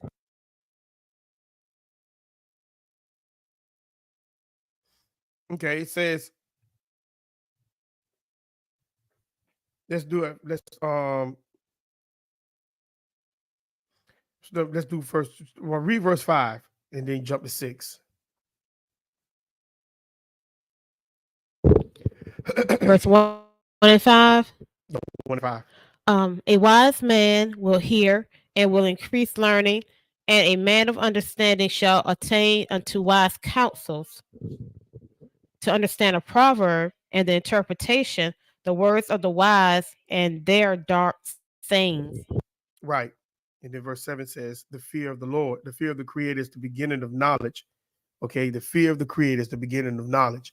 So in order to understand the dark sayings, you have to have the fear of the Creator. Okay, to understand the proverbs and the interpretation of the words. Okay, you have to have the fear of the Creator. A wise man will hear and increase in learning. See, this is, you got the increase in learning. Learning just ain't just I'm sitting here reading the Bible and say, no, you got to put things together out there. You got to put it together. Okay. So let's get into the next video. We about to get this. Just give me a minute. So fair use once again, family. Fair use once again. This is a former UN inspector. Okay, on Judge Napolitano channel. He's about to give the truth also as what was told to him, a former UN inspector. So let's go fair use. Let's get it. Christians in Israel, because literally, guys, they view you as subhuman. Okay, the guys you claim to be, we're not all Israelis. The majority of Israelis are secular. They don't buy into this nonsense. They just want to live in peace. But the political Zionists, the Benjamin Netanyahus, and the people he surrounded him, yeah, they are a superior race. They view everybody, the Palestinians, Americans, Russians, everybody as subhuman. You remember? Why my thing ain't showing me? Oh boy, I hate this thing. Remember I told y'all about the contempt? He's telling y'all that there's a contempt that these people have. There's a contempt that the higher echelon of those Israeli Ashkenazis have for people that's not of them. Okay? Excuse me, let's go. Let's ride. We all know, or we think we know, what happened on October 7th in Israel. What happened on October 8th? On October 8th, what happened is the Israeli military started to react. They started late on the 7th, but on the 8th, they went in and they launched a very vengeful counterattack. Hamas was dug into a number of kibbutzes with a large number of hostages, and the Israeli army just went in there and I can't say indiscriminate because they did it on purpose. I mean, they put tank rounds into buildings where there were Jewish hostages held by Hamas because they were going to kill Hamas. The Israeli military attacked Israelis in Israel because there were Hamas among them. Yes, I think they call it the Hannibal Doctrine. It's basically a doctrine that says that if an Israeli is taken hostage in negotiations down the road, but what the guy was saying in the last video, matching what this former UN inspector is saying. Okay, let's go. The Israeli military went in and look, Judge, they were humiliated. I mean, honest to God, what happened to the Israelis? The Golani Brigade, one of their elite infantry brigades, had two battalions, the 13th and the 51st. They were on the Gaza line of contact. They weren't sleeping in their barracks. They were on duty, and they got swamped. They got beat by Hamas in a stand-up fight. And that's a big deal. This is like in the Ranger Battalion beat up, or the 82nd Airborne beat up, or the Marines getting beat up. You don't take that lightly, and Israel didn't take it lightly.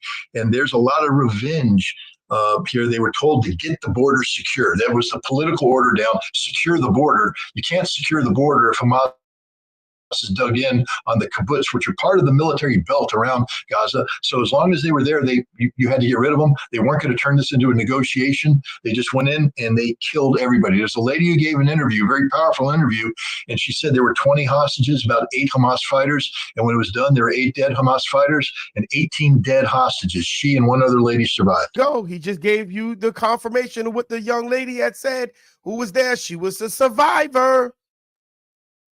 So why none of this stuff came out? Why none of this stuff came out?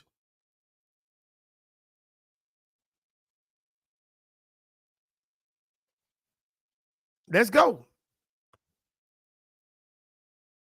Has Netanyahu acknowledged that his military killed Israelis on October 8th?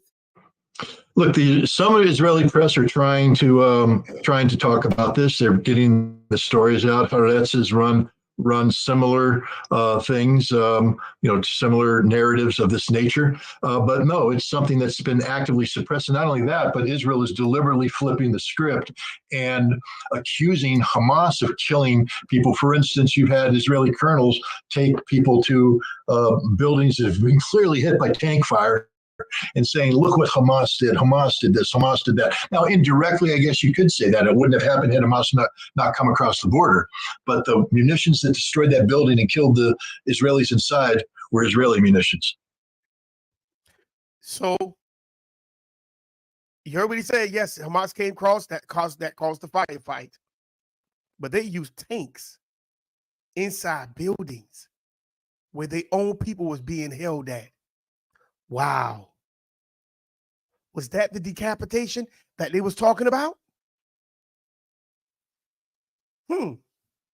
Let's get one more minute of this video and we're going to get into something. How do you see this ending, given Netanyahu's need to continue a war and his indifference to the suffering of innocent human life? Look, I want this to end peacefully. I want this to end in a way that doesn't escalate the conflict. I mean, but what I want and what I think is going to happen are two totally different things. I think Netanyahu is blinded by his narcissism to stay in power, the humiliation that he suffered, the revenge that he's seeking.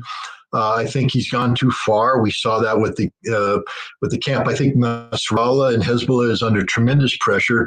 Look, if he doesn't go in attack, he loses all face. Hezbollah has been setting itself up as a defender of Palestinian rights, justification.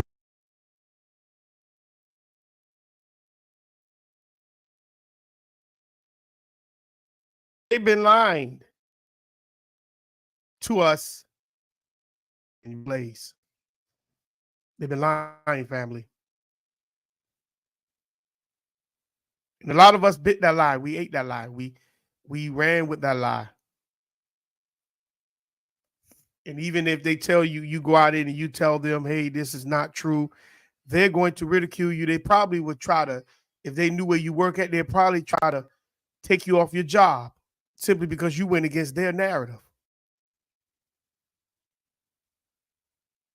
Let's get 2 more scriptures while I cue up the next video. Here we go.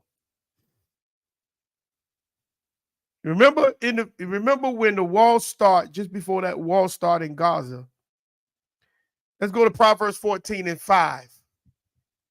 Remember, they've been telling everybody to go to move down south because they want to encircle North Gaza because that's where Hamas at. They're in North Gaza. They were telling everybody to go down south, go down south, go down south. Because we're not bombing the south, but they were bombing the south. Okay? And they were telling everybody to get out of North Gaza, get out of North Gaza.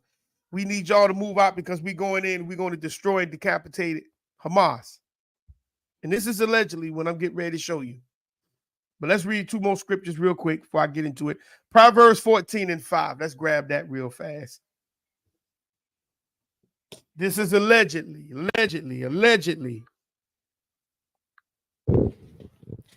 It says, a faithful witness will not lie, but a false witness will utter lies.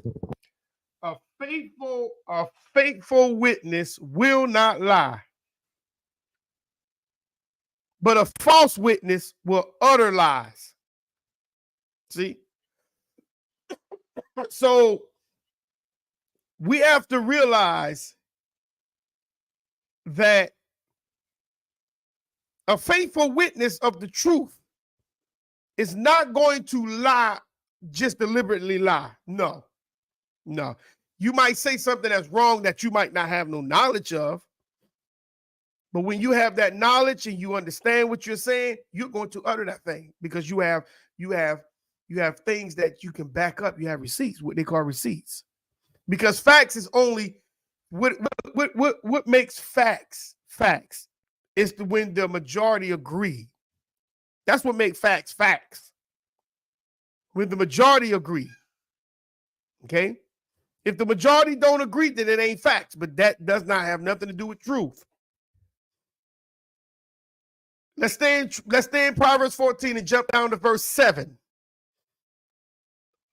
Because see, we have to realize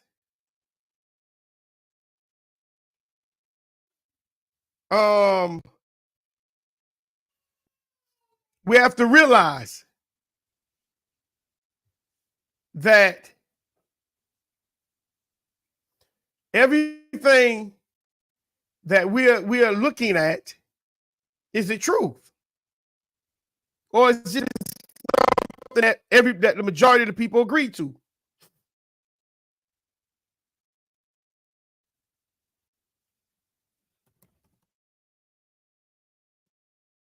Proverbs 14 and 7.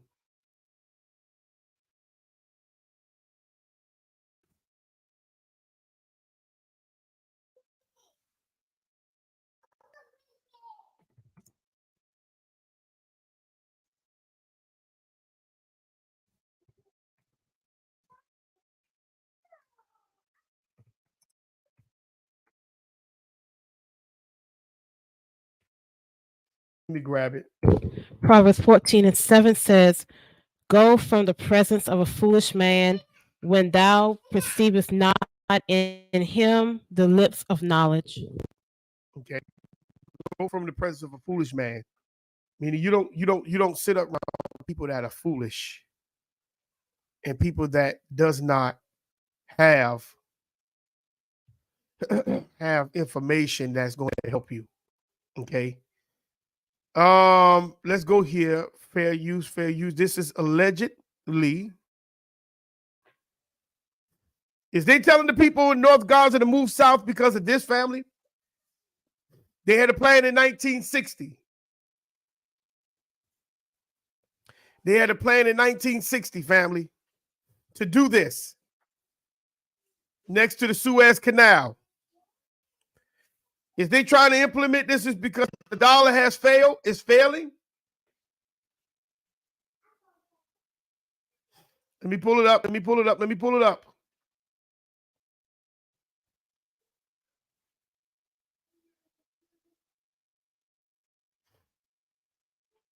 Here we go.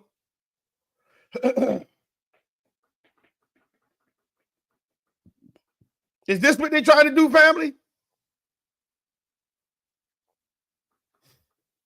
Is they trying to let me blow it up?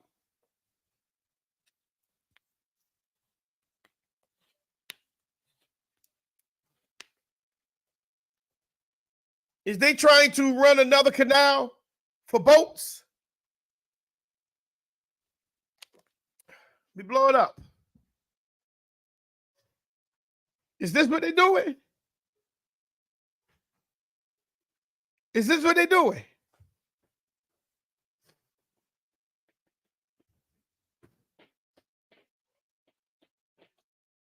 Is this why they want the Palestinians off the land? So they can control their ship routes. And they don't have to bother the Suez Canal no more. Is that what that is, family?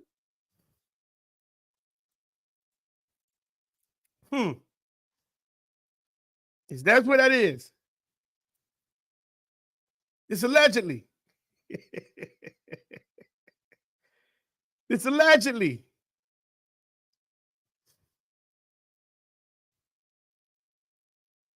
This is allegedly. Is this what's going on?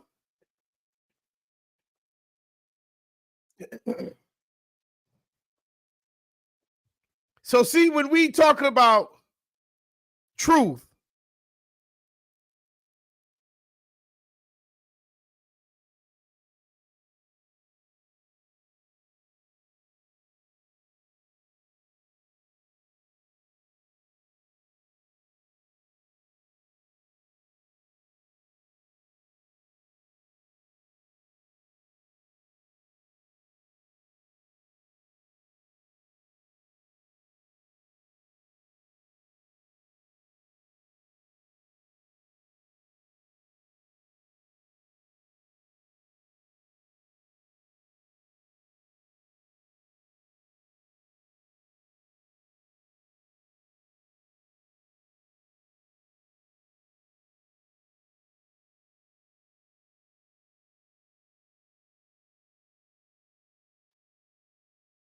okay, I'm back.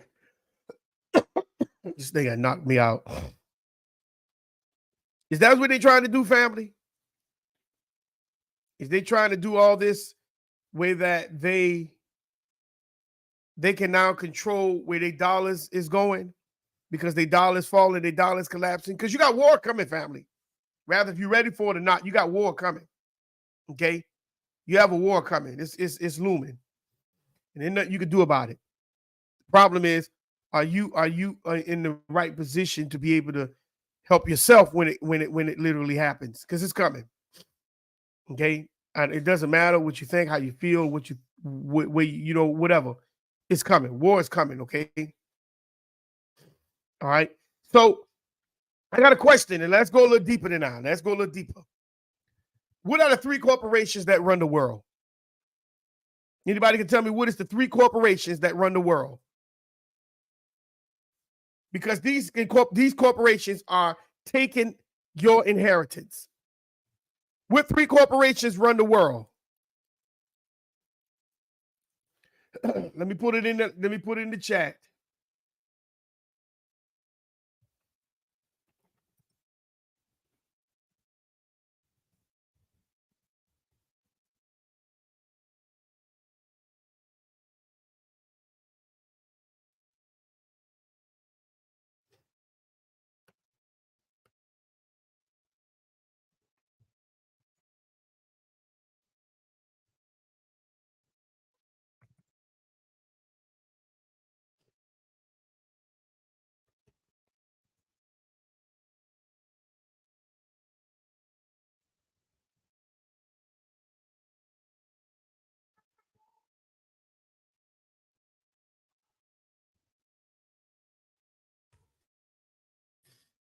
These are the three cities that run the world.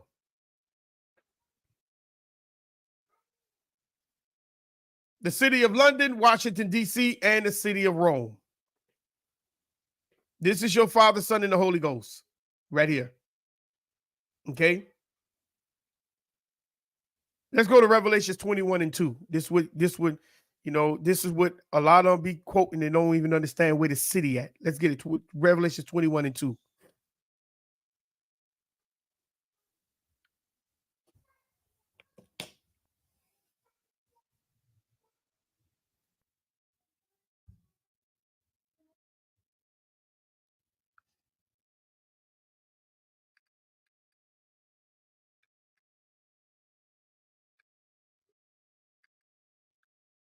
This is what Revelation 21:2 says. It says, and I, John, saw the holy city, a new Jerusalem. Nah, that's not the one. No, that's not the one. Hold on.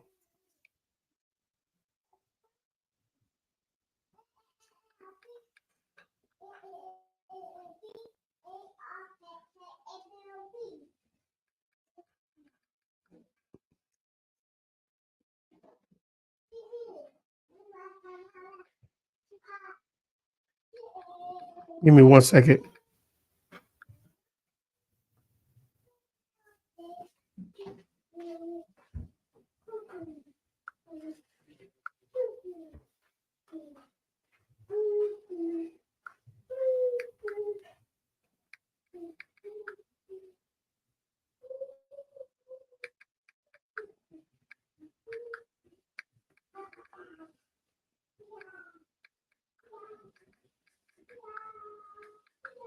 Give me 1 second. Let me pull it up.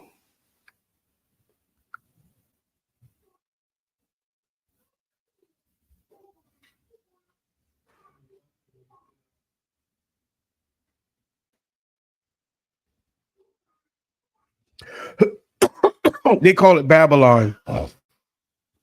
They say that this is Babylon. In about the city.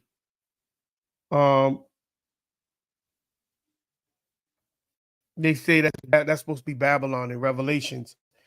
And Babylon is a system of Washington, London,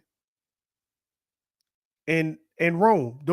That's your Babylonian system. Rome is the actual ecclesiastic keys or the law.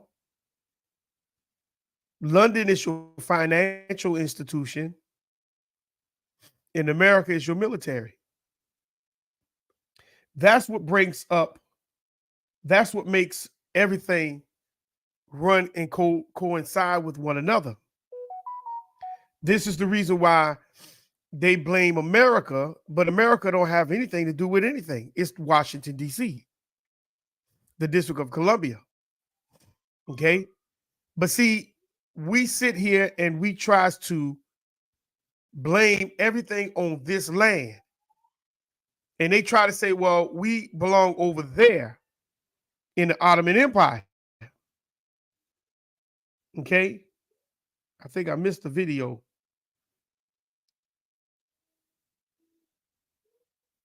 Yeah, I missed the video. Let me get this video right here real quick. Let me get this video because then I'm gonna get into what I'm gonna get into. But see, they know what they've been doing all this time.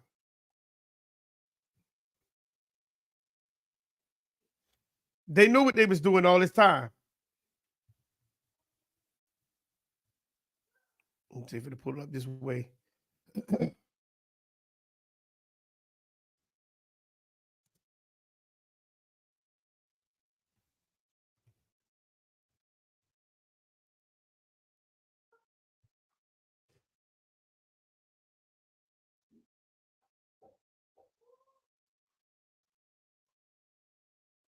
Okay, here we go.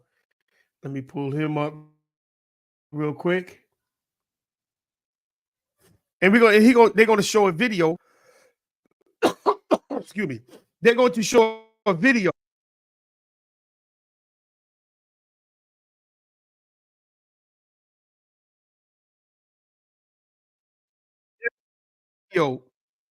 Of the Ottoman Empire on how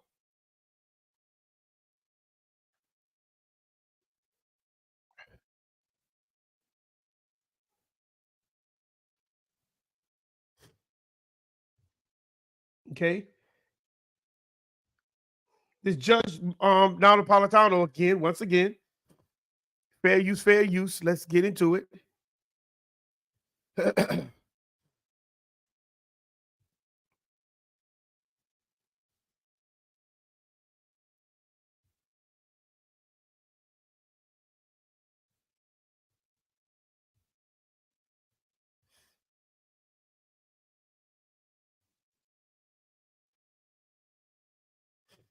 All right, let me bring it up. Let me get it back up.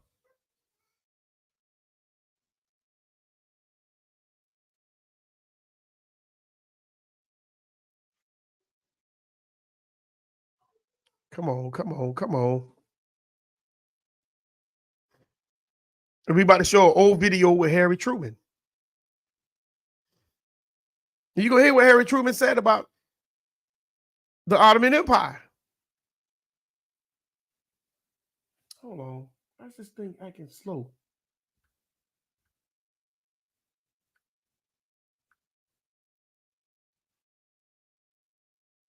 Okay, here we go.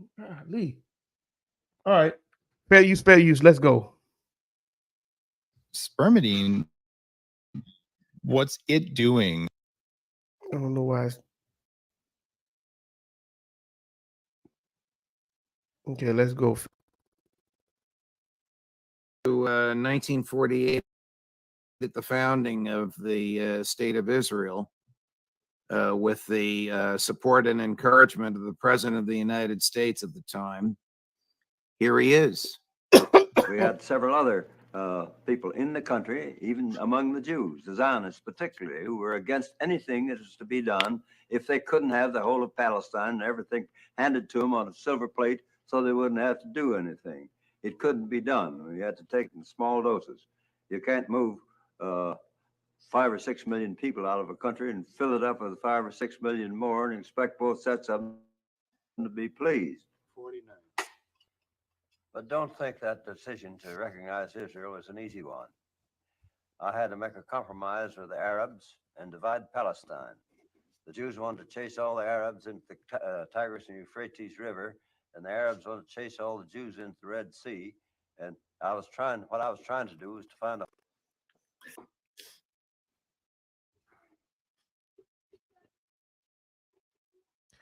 So you see, he said you got to take the land in small increments.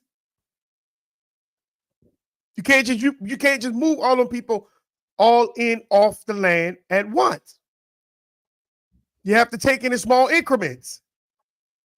See, these people came to take land.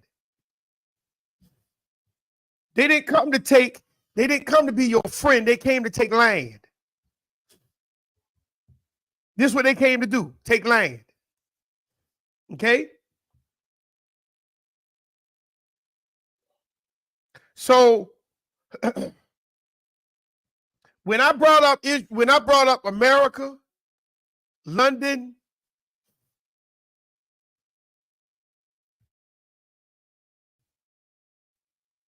and Rome, I'm showing you in the world. I'm literally showing you who's literally the corporation or business that's literally running the world. Okay? I'm literally showing you this. Now, let's pull up the proclamation line of 1763. The proclamation line of 1763.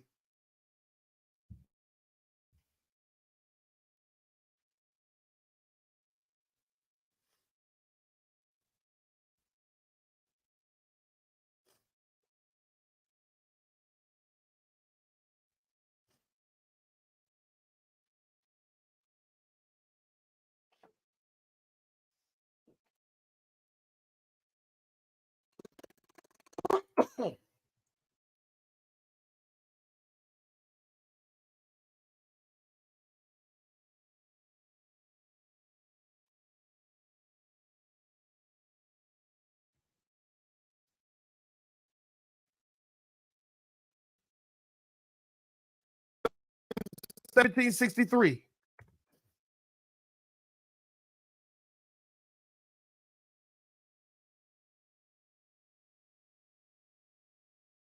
Okay, let me share this real quick.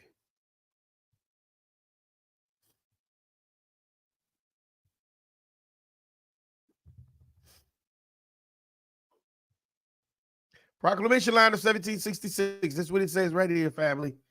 Let me wait till it come up.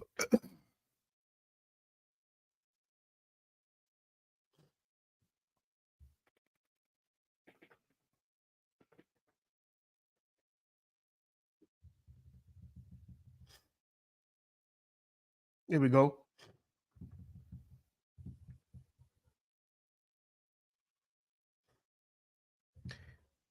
It says the proclamation line of 1766 was a boundary mark in the Appalachian Mountains at the Eastern Continental Divide.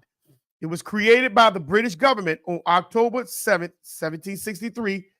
Who was that British government? King James III. After the French and the Indian War, to prohibit Anglo-American colonists from settling on lands acquired by the French. The Royal Proclamation of 1763 established the region from the eastern seaboard to the mountains as the extent of the British North America. So what does it say, family? See, they couldn't go all over the land.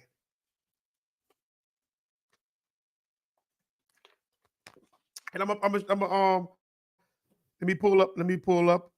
Let's show you the proclamation line. Family, they couldn't go all over the land. They didn't go all over the land. Just to show it to you.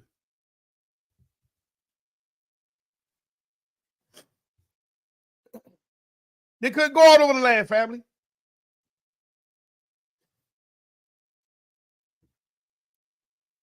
See? I'm trying to figure out why this thing is acting slow.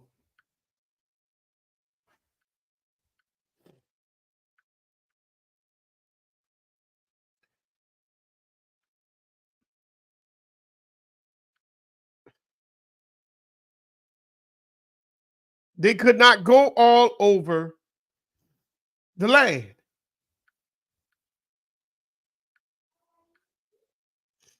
They couldn't.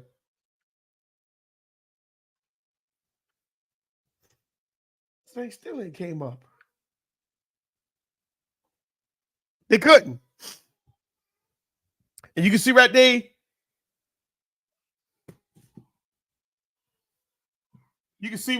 in, oh boy, what is this thing doing?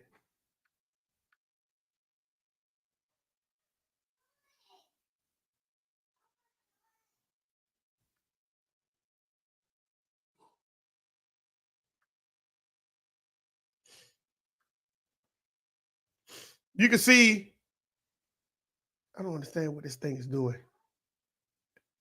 Right here, where in Georgia, right there, Tennessee, Alabama, it says Indian Reserve.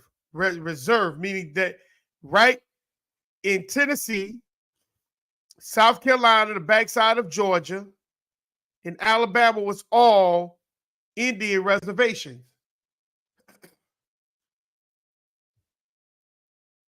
It was Indian reservations.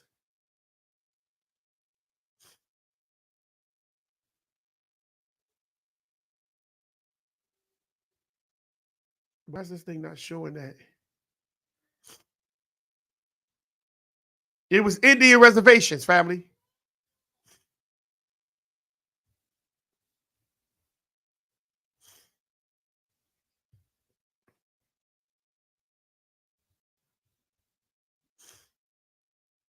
Give you another one.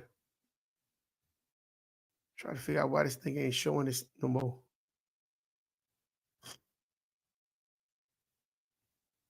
Hold on. Try to figure out why this thing ain't showing it.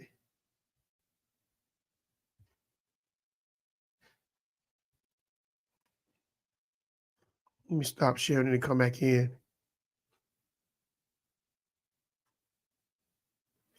All right, let me come back in.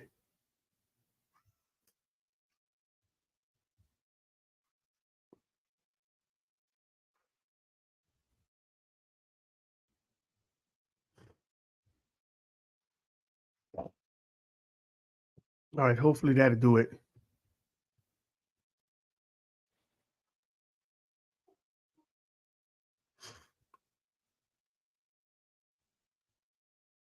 Let me put up the first one.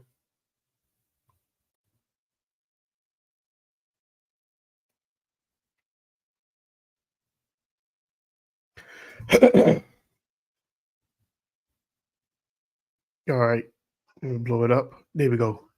All right, you can see you're at the bottom where Georgia at. You see right there the purple, that's New England colonies. The green right there where New York and Pennsylvania, New Jersey, Delaware, up in that area, that's middle colonies. And the orange from like Maryland all the way down to parts of Georgia, that's the southern colonies, okay? And then you got the like the grayish, those are the province of Quebec. So the province of Quebec even stretched all the way into the United States, looked like all the way up like Chicago, the Great Lakes, all that was the province of Quebec. All right. And then you had the other areas that just looked white. Okay. Those were the current international boundaries. Okay. What boundaries were those? Those were the Indian boundaries. Okay. So these people understood really that they didn't supposed to have been crossing this line. It's called the Proclamation Line of 1763. And I showed y'all what was going on in Gaza is because they did the same thing over here. A leopard does not change its spots. Okay? It doesn't change its spots. They didn't supposed to cross these lines. King James had set up this proclamation line. They didn't supposed to cross that. Okay? Nah. So let's get back. Let's go back. Let's go back into the proclamation line. Was they was upset because they say the French was getting some of the land that was beyond that. I'm a short with that's in the purple now. They was getting the land beyond that, so they wanted to get some of that land too. What land? What land was they taking? They was taking the Indian land. The Indians that did not want to be a part of their system. Okay, that's who land. That's when they went past that proclamation line. That's who lands they was taking. They went into your land. This where they went at. This where they went at.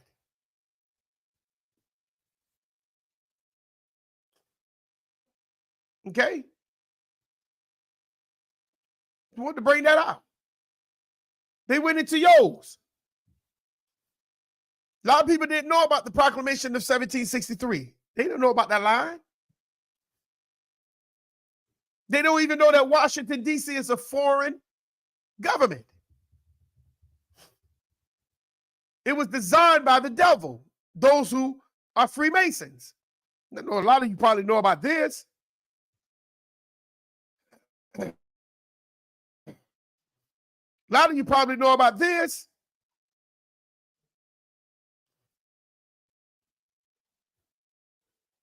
Give me a minute.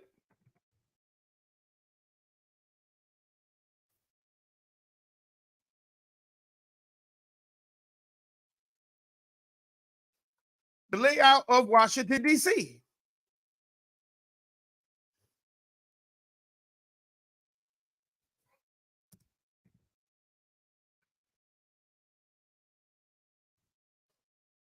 The layout of Washington, D.C. Let's grab it real quick. And this is why a lot of the frequency you can't break. This is the reason why when you sit there and you claim you walk in and you're going behind a politician. And then when you check their backgrounds, they're Freemasons. Because most of you don't understand what has been taking place around you. Most of you don't understand. The layout of Washington, D.C. Let's grab it. This is the layout. Let me wait till it come up.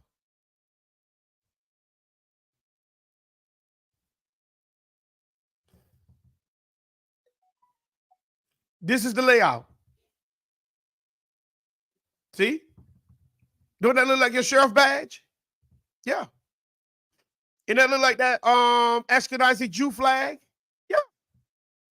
Uh-huh. That look like the star that's inside the Sakari group and also the ISUPK group, right? And on that HOI group, right? Yeah. Same star, family. Same star. Same star, family. See? Same star. And you think this is by accident? No.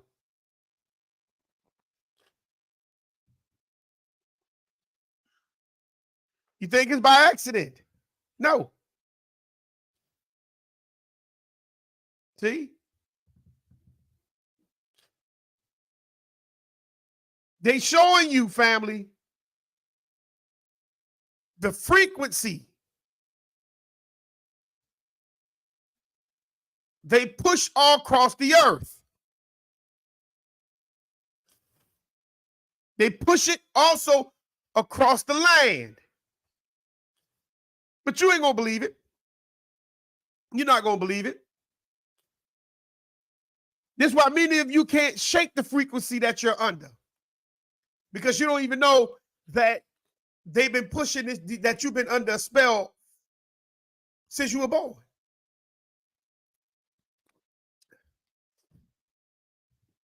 You never was supposed to be a part of their government.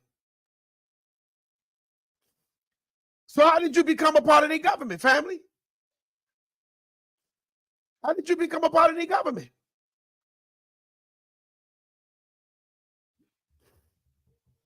How? How did you become a part of these folks' government? Something is going on that a lot of us don't want to talk about. Let's grab a couple more scriptures. Let's go to Proverbs 24:7.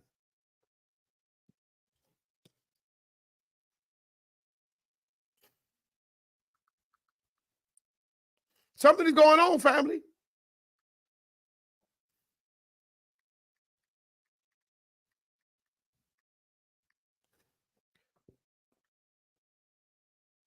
Because these people,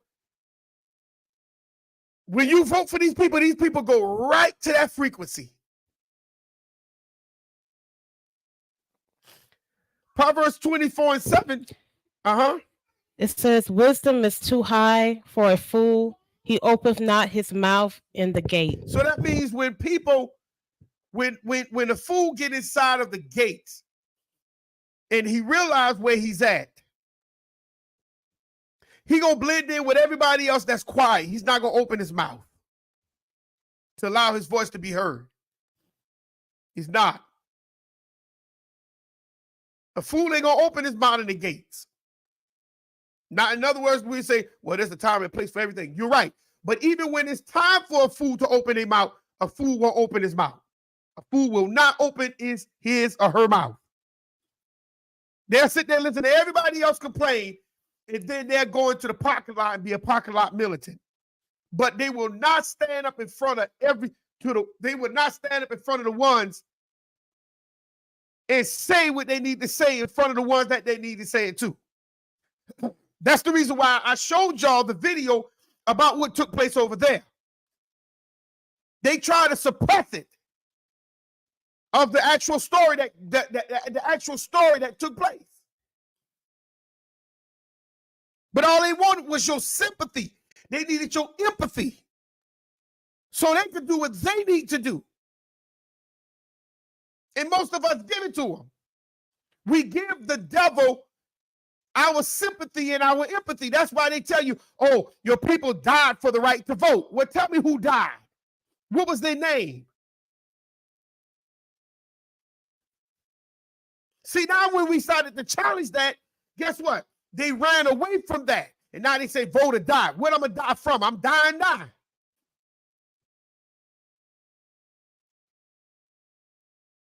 The Bible tells me don't vote for a man unless the Creator chose him.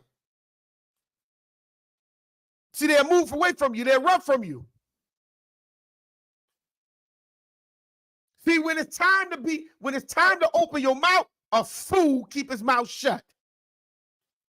Proverbs 18:2, what that says. Proverbs 18:2.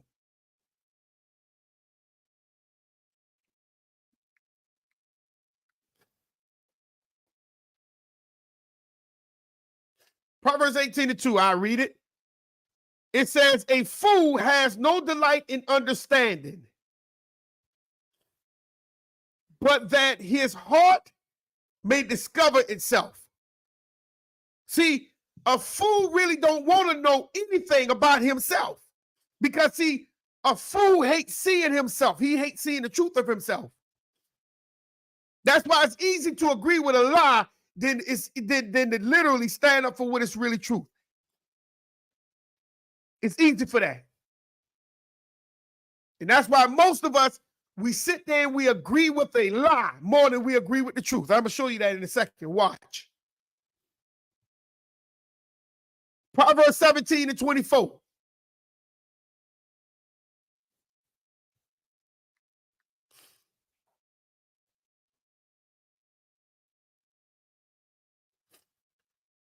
I'll go ahead and read it. It says, wisdom is before him that has understanding, but the eyes of a fool are in the ends of all the earth. Meaning, a person who has understanding is where wisdom at. He's going to obtain that wisdom. But a fool, his eyes is all over the earth. What that mean? That means he's going all over the. Remember the scripture says you're going to and fro in the earth, looking for what? The truth, but you ain't gonna find it. That's a fool. A fool goes around looking for whatever. But he haven't never learned to look within himself, of himself. Never learned to learn himself. That's a fool. I go learn everything about everybody else, but I never learned anything about me. That's a fool. So when you become a fool and your eyes are all over the earth, that means anybody can tell you anything and you're going to sit there and believe it. That's a fool. When somebody tells you something, you don't know how to verify it, so you just go along with the narrative. That's a fool. That's a fool. Meaning a person that is condemned.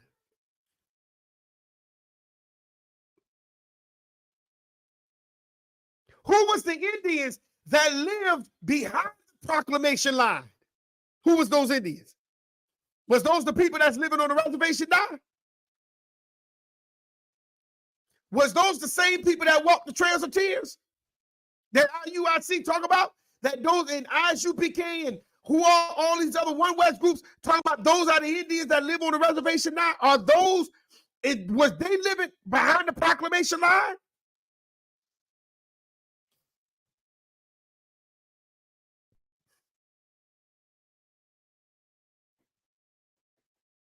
Who was they?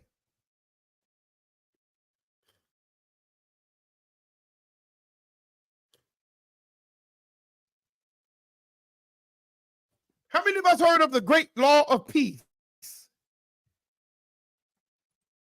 Type it in the chat.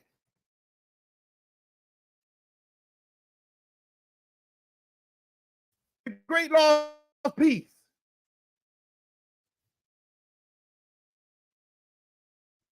The Great Law of Peace.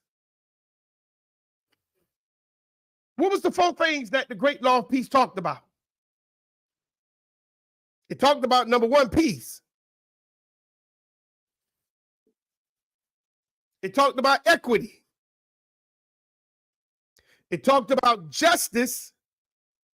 And it talks about the good minds and to be of what? One mind. You can pull the Great Law of Peace up on your own and you can read it. That's where they get the Constitution from. They get the Constitution from the Great Law of Peace. That was the Iroquois Confederate.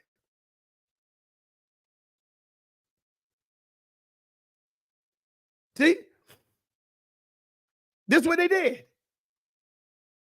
They get the Great Law of Peace. They get the Constitution from the Great Law of Peace.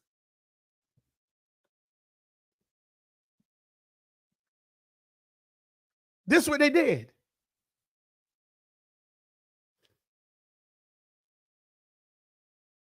But a lot of us don't know that. And inside the Hall of Congress, they tell you that the Iroquois Confederate helped write the Constitution. That was an Indian tribe up north. They call the Black Serpents or the Black Snakes.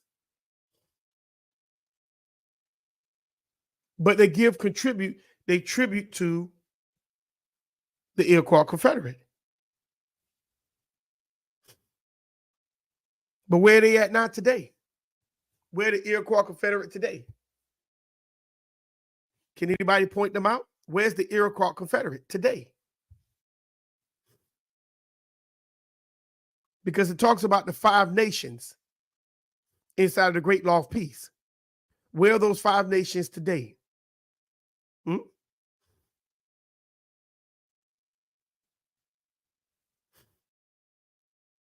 Even in history, a lot of you done heard this right here. Those who understand it, it's called the Robert Rules of Order.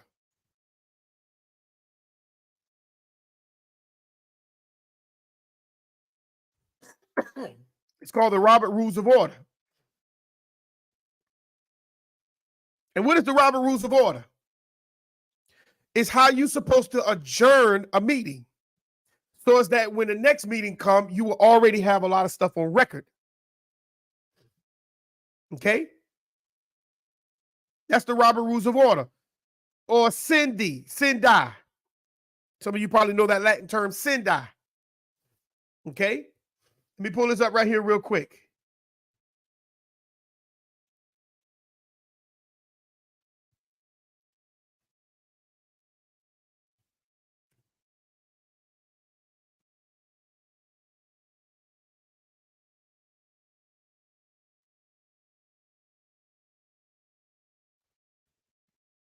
Sindi is Sindie.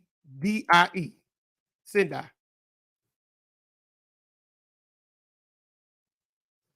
Let me pull it up real quick.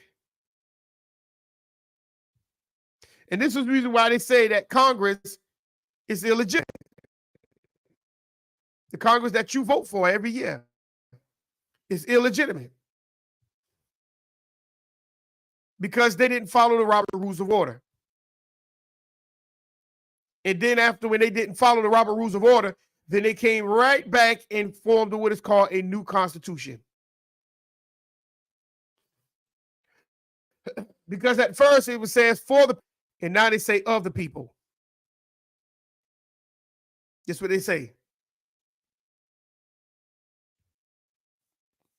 For the people, first constitution. Now it says of the people, second constitution. Usually taking you away from your power, which is paperwork, which is rules, regulation, laws. See, they fought you. They came on your land too now. Don't get it wrong. Don't get it twisted. They came on your land, and they came on your land because I'm going to show you something in a second. They came on your land to be with you, to take over. But a lot of us, but some of us, we accepted these people. We accepted them.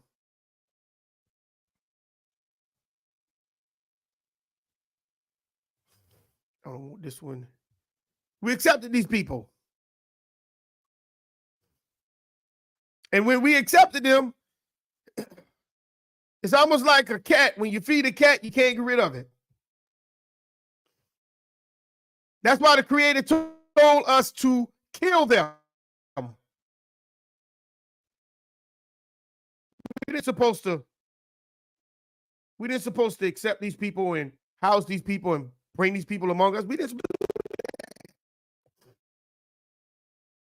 But because, a lot of these folks say, the Bible's fake. The Bible's fake. Well, if the Bible's fake, then tell me how you lost your land. That's all my question. How did you lose your land? Because I showed you the Palestinians lost their land because Harry Truman said he's going to carve it up. Him and the Egyptians in the Arab world said he's going to carve up the land and give it to those Ashkenazi Jews. Tell me how you lost your land.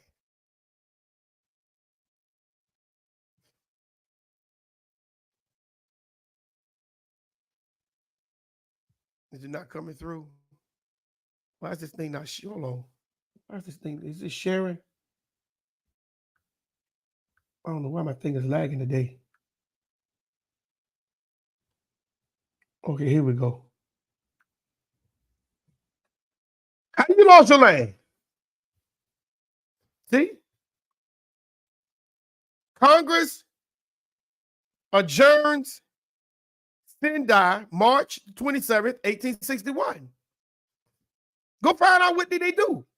They did not adjourn the correct way. So how do you come back if you didn't adjourn the correct way to have a professional meeting as a Congress, as a government body when you did not end it the right way?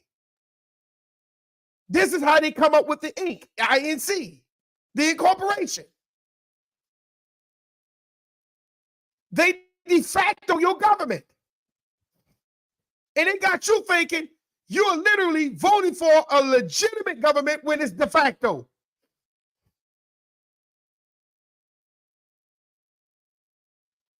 Because a lot of us, we don't take time to realize what these things is really about. That's why they have to keep changing your identity of classification. Because if I keep you and allow you to wake up, then you will learn what we did when Japhet came, Genesis 9:27. He came to take away everything. He enlarged himself in your tent. What do you think enlargement means? He deceived himself to be you. I just told you that. We just gave you the definition last week of the 1828 Webster Dictionary. And type in the word American. He became you.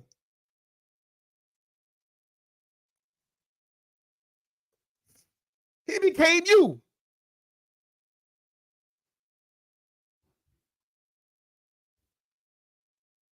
They exterminated you. The same way they exterminated the Tasmanians of Australia. The same way they are exterminating the Ottoman Empire in Palestine, the Sidonians, or what we call Sidon. They exterminate them.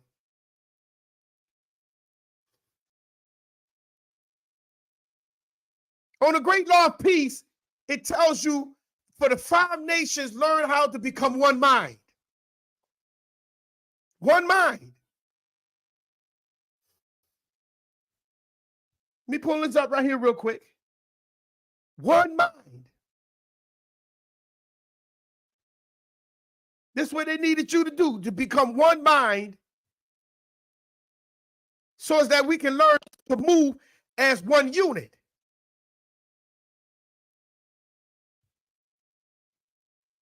Since if you're listening, pull up the Great Law of Peace for me, please. And we're gonna read like 2 things of the Great Law of Peace.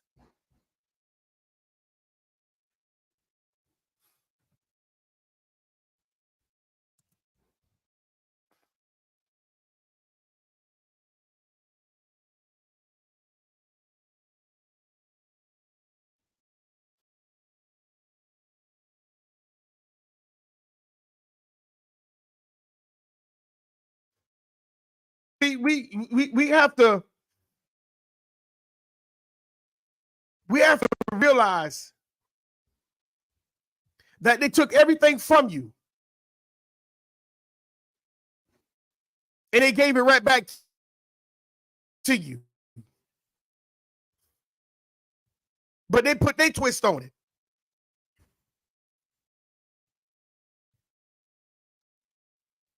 Let me pull this up right here real quick.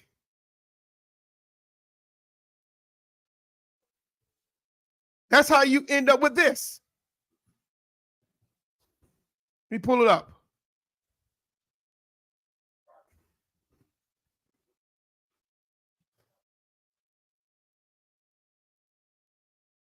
Let me pull it up. Here we go. E pluribus unum. Out of many comes one. That's Latin. Means one. And it says sometimes it translates more loosely as one from many. Was once the motto of the United States of America. and referenced the fact that the cohesive single nation was formed as the result of the 13 smaller colonies joined together. Go. Who you think controlled the colonies? Who you think controlled the colonies?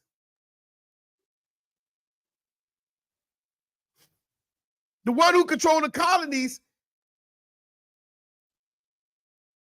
was the Indians,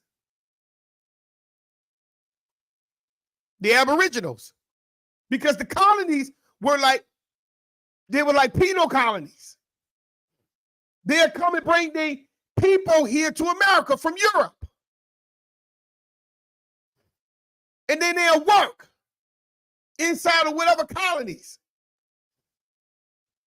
The same thing was happening when the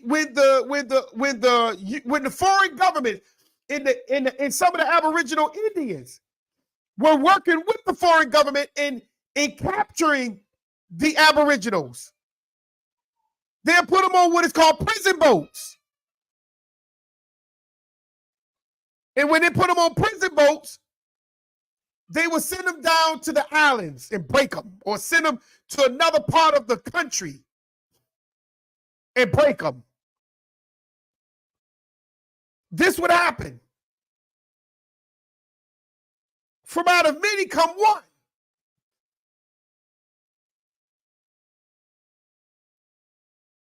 Go.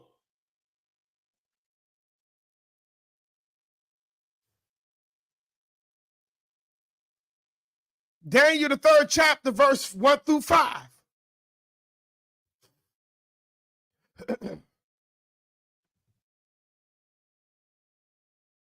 All they need you to do is agree. That's all they need. And when you don't open your mouth, because remember the scripture, and when you don't open your mouth, you become that fool. You agree with the wickedness that sits around you.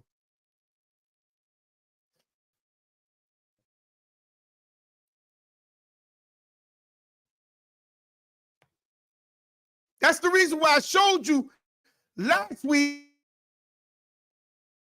when King Saul was told to kill Amalekite, all the men, women, children, and all the animals. And Saul kept Agag, King Agag.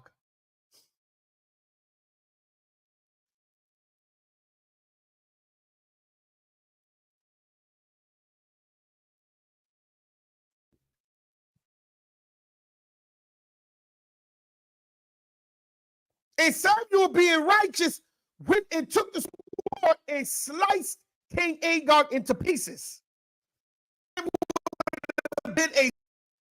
He slit King Agag and he walked off, and he did not talk to Saul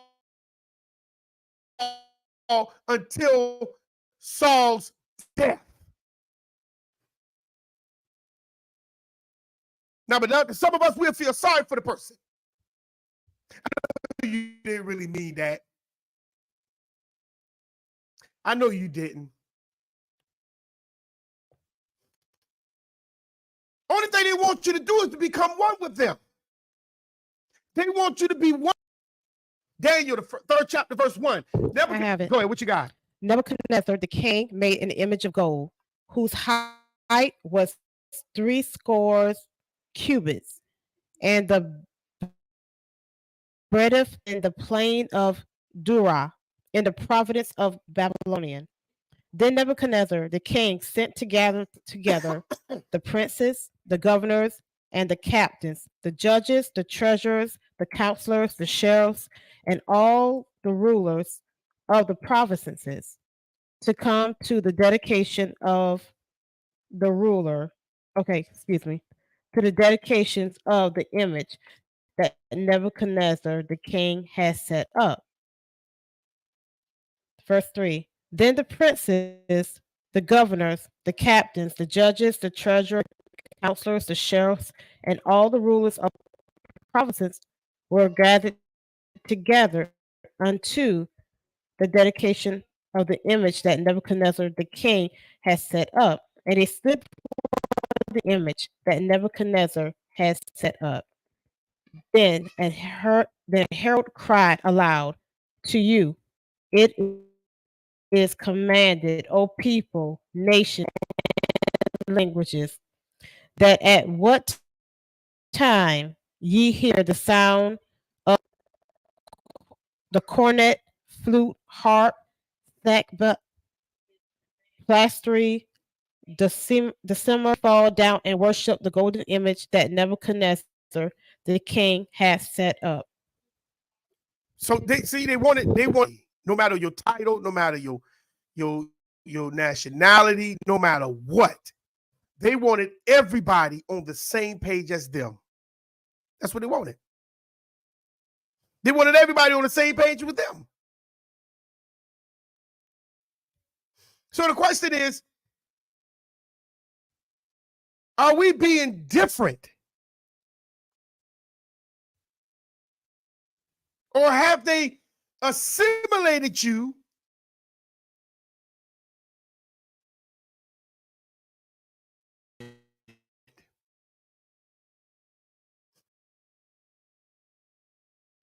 Have they assimilated you?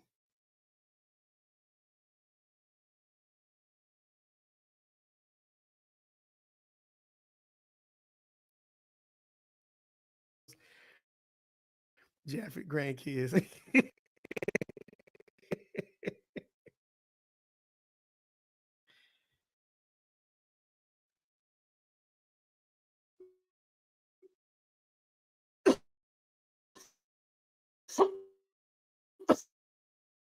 Those are Jeffrey grandchildren.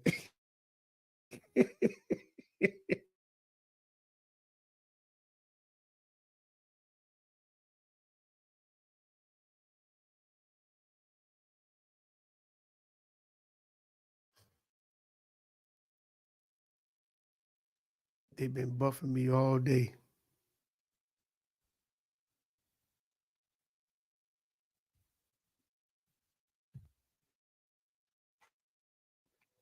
Okay. All right. Yeah, that's a good point, sis. That's a good point. Okay. Those were Japheth children that came on the land, but the thing is that the ones who was ruling, because you got to, this is the old world. Okay. So the one who was ruling the 13 colonies were not, if you're saying that the 13 colonies were being run by Japheth's children, no, they was run by Ham's. They were run by Ham's children. Because the Indians that was on the East Coast were Ham's. That were Ham's children. Because Babylon and Assyria, well, some of Shem's children too. Babylon is like up north. Assyria is like North Carolina downward. And then you have like the Great Lakes. I'm gonna show the map sometime next week about that. but those were a mixture of kingdoms that were actually running the 13 colonies, but they were all the enemy of the Israelites. But here we have the propagation of the Christian religion. The Charter of 1606. Whoever heard of the propagation of the Christian religion? Because when they came here giving you the cross. They came here as Catholics and as Jewish people. And most of those people that came here were swart. Those wasn't the pale people. They were dark-skinned people. Society of the Propagation of the Gospel, more commonly known as SPG. This society, full tale, was founded under Royal English Charter in June 1701 as the official overseas missionary body of the Church of England. Its leading promoter was Reverend Thomas Bray, 1656, 1730. Okay. Also, one of the founders of the society was promoting Christian knowledge, who has been ecclesiastical commissioned by Maryland in 1699 to 1700. The impulse of the SPG organized came from the belated but nonetheless fervent Anglican recognized of the what needing to carry the Christian gospel beyond England. See, they wanted to take the gospel beyond England, and that's preach the gospel. See, this is the propagation of the Christian religion. See, they needed to take the gospel beyond the world. Okay? And don't think that when he's talking about the gospel of the Christian religion, you're only talking about religion. You're talking about a system. Okay? You're talking about a literal system. Let's keep going. And it says they need to take this beyond England. Then it says, in this sense, it was a part of the great worldwide Christian revolution. Because what was happening when Columbus came here? He was a converso. What is a converso? He was a Jew, but he came here as a Christian. Who was the Jesuits? They were Christians. See, these people came to you in the position to convert you, which eventually, in the emergence of Christianity as a genuine universal faith during the following 200 years. If you subtract 200 from 2023, that thing gonna put you back in the 1600s.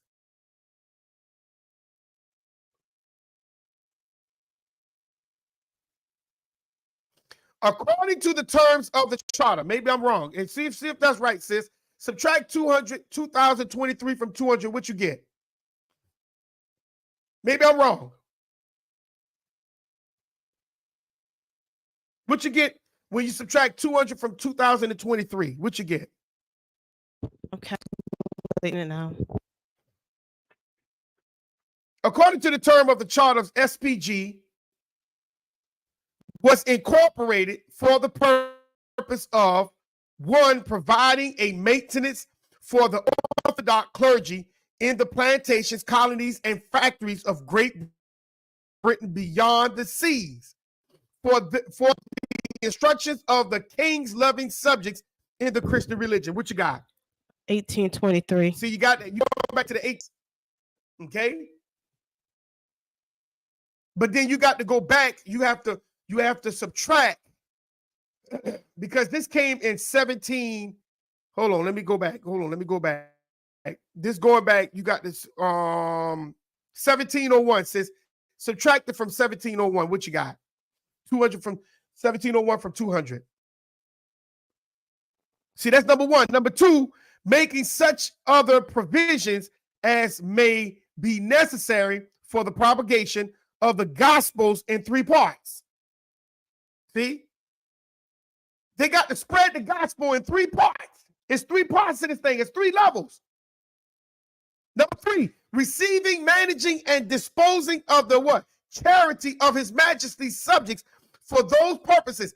During most of the 18th century, the society activities were confined to British colonies of North America, where it was active not only among European colonists, but undertook the conversion of black slaves and Native Americans. Now, see, so they converted the black slaves, now dodged the hijack. The black slaves and the Native Americans dodged the hijack because the Native Americans wasn't even there yet. What you got, sis? You said 1701 from 200. It's Yes. 1501. So that's 1501. So you're going back to the 1500s. You're going back to the 1500s. Now watch this. Says one more thing. Subtract 1603 1606 from 200, and what you get? Let's see if that's going back during the time of 14 diversive. 1406. 1406. So you go back to the 1400s. Okay? So they converted the Negro who were not Christians and the Aboriginals, which is the Native Americans. Those are the Aboriginal Negroes who were not Christians. It prevented by the terms of its charter from continuing in the United States after the American Revolution. So the charter continued even after the American Revolution. Okay? The SPG shifted its activities first to Canada and after in 1823 to non-Christian regions of Asia and Africa. Hold on. So they went to Africa after they went to Asia. And this was after in 1823. So you mean to tell me they wasn't in Africa yet? On the world, on the whole, the SPG tended to develop the community type of mission and usually carry on its activities under direct superintendence of the diocese bishop in the mission field. It close identified with Anglo-Catholicism during much of its history and of the founding by the Anglican Evangelical of the Church Missionary Society of 1799. Why do you think you hate these people talking about they evangelicals? Do you know who when they say that, do you know what they're saying? Do you realize what they're saying? And why they want to what? Why they want to convert you? They had Billy Graham and all these people all over the TV to convert you to Christianity. You wonder why when you was born, your people made you go to church? You don't even understand why.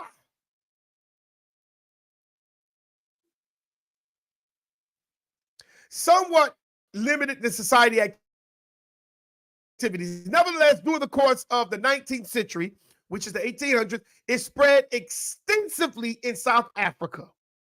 1821, Bendigo and South India, Borneo, Pacific Islands, North China, Japan, Korea, Manchuria, Siam. Its greatest mission success were won in India, where it still has great influence. We talking about Christianity, family. We talking about Christianity. See, you'll look at it as a religion, but this is a system. The 20th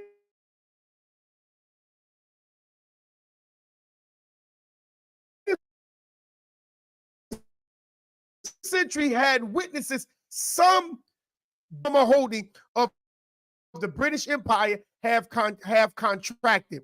Even so, it continued to play in the British Commonwealth. Y'all 13:1. Let's grab that scripture. They conquered you under Christ. They conquered you under Jesus Christ. And then we're going to pull up the dumb diverser. They conquered you under Jesus Christ.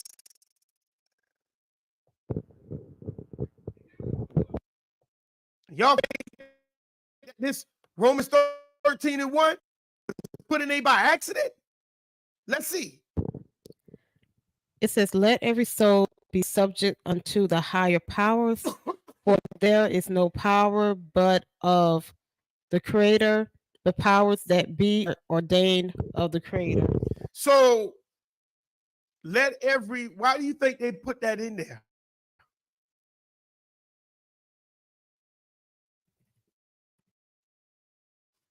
Why do you think they say every?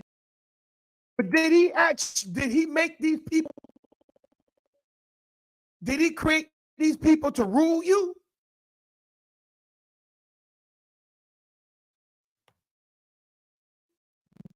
Did he create you to be quiet when they rule ignorantly?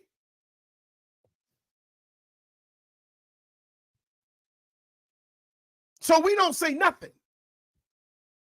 Because these people are all over TV telling you what these other people are supposed to have done, but they don't tell you their atrocities of what they did. Why didn't they tell you that? Them diversa. I'm not gonna read the whole thing. Them diversa. Papa Bull. Hold on, let me pull it. Let me share this. I'm about to read it without sharing it. Papa Bull. Because see, they was showing they've been in a war for 700 years.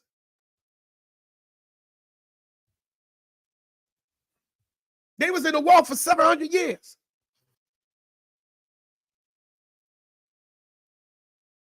But we don't get into this history. These folks been spreading the gospel before King James made that charter. Papa Bull dumped that verse of 18 June 1452. That's your Juneteenth. See, 18 Juneteenth. That's your Juneteenth right here. Juneteenth is when they literally went out with the papal degree of enslaving you. Pope Nicholas issued the papal bull Dum Diversa on June 18th, on 18th of June 1452. It authorized Alfonso V of Portugal to reduce any Saracen, Muslim, okay, and pagans of any other unbelievers to perpetual slavery. See, that's why I asked the brother who was on my channel, coming on the channel, saying all this and all that. When I told him that you're a beggar, this is what makes you a beggar. That's the reason why you have a driver's license, you have a social security card, you have a birth certificate. That's the reason why when you get a loan, you have to go to them. All that, and you have to, and their whole system is to put you in debt. Not to your brother, but to them, where they add interest to your debt. Okay? And it takes you forever to get out of their debt, especially if you don't have a plan. Then facilitate the Portuguese slave trade from West Africa. See? The slave trade from West Africa. You'll say, see, those were the Israelites in the 1400s. The same Pope wrote the bull Romaeus Pontifex on June the 5th, 1455.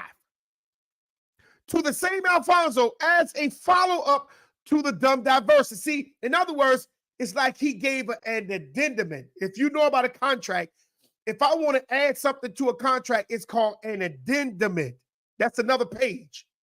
Okay?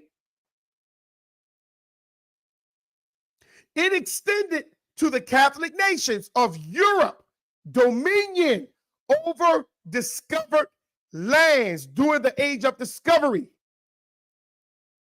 Columbus discovered America. And the first thing we said, he discovered nothing. It ain't got nothing to do with you being there. Discovered don't mean he found it.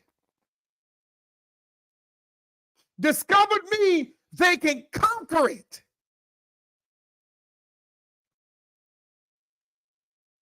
Along with sanctifying the seizure of non-Christians' lands. That means, guess what? If you weren't Christian, then tell me why you lost your land. Do y'all realize that this system came upon you and made you become this?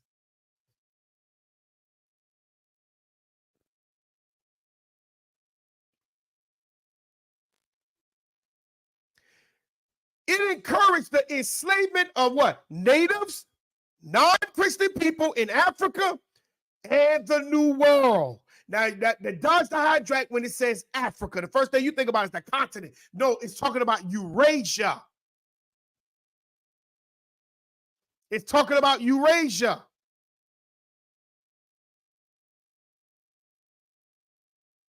They came in to take your land.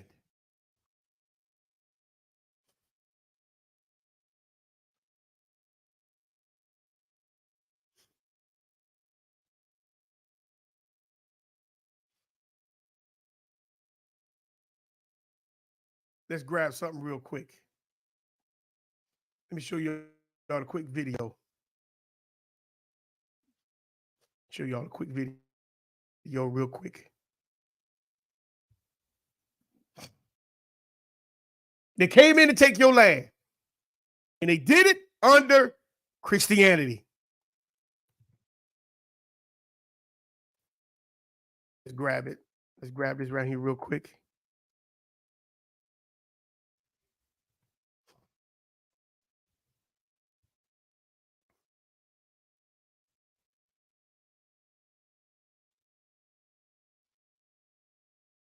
When all y'all think that was the land, the promised land over there. Here's a video.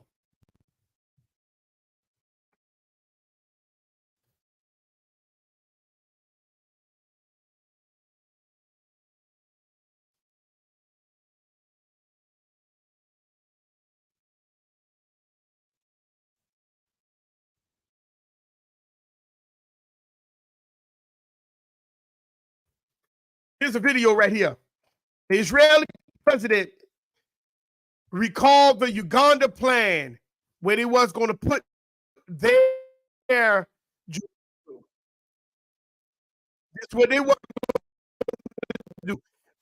Put their Jerusalem there.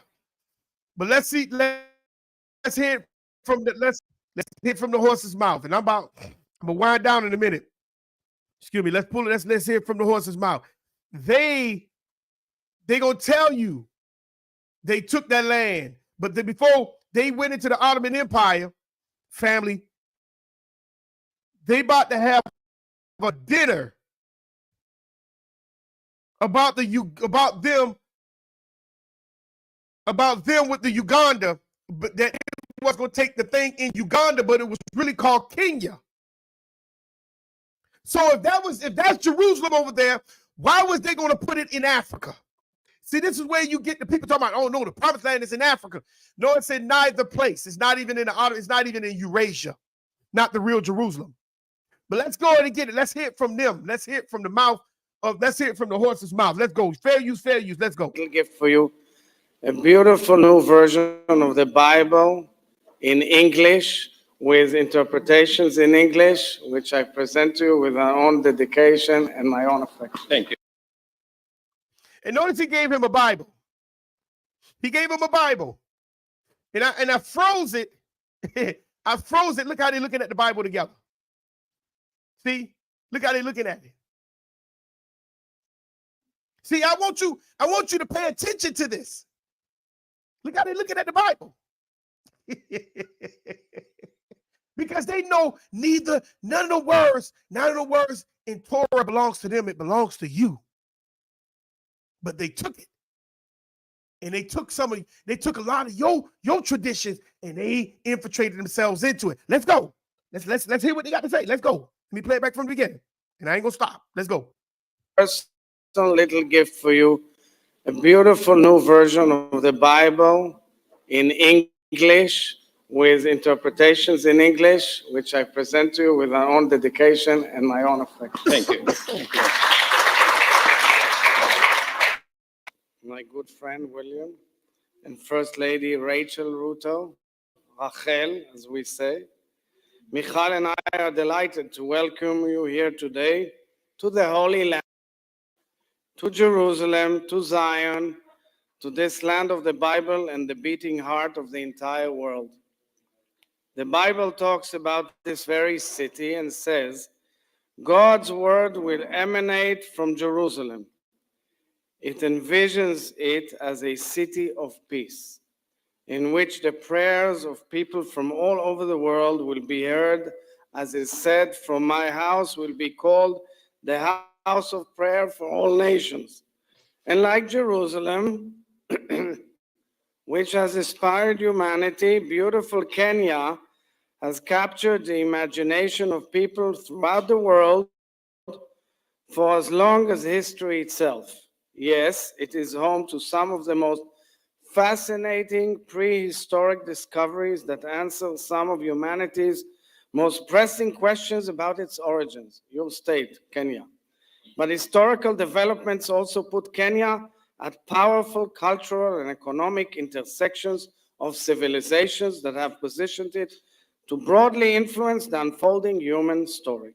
It is therefore not in the slightest bit surprising that one of the first conceptual drafts of Zionism, people in your land,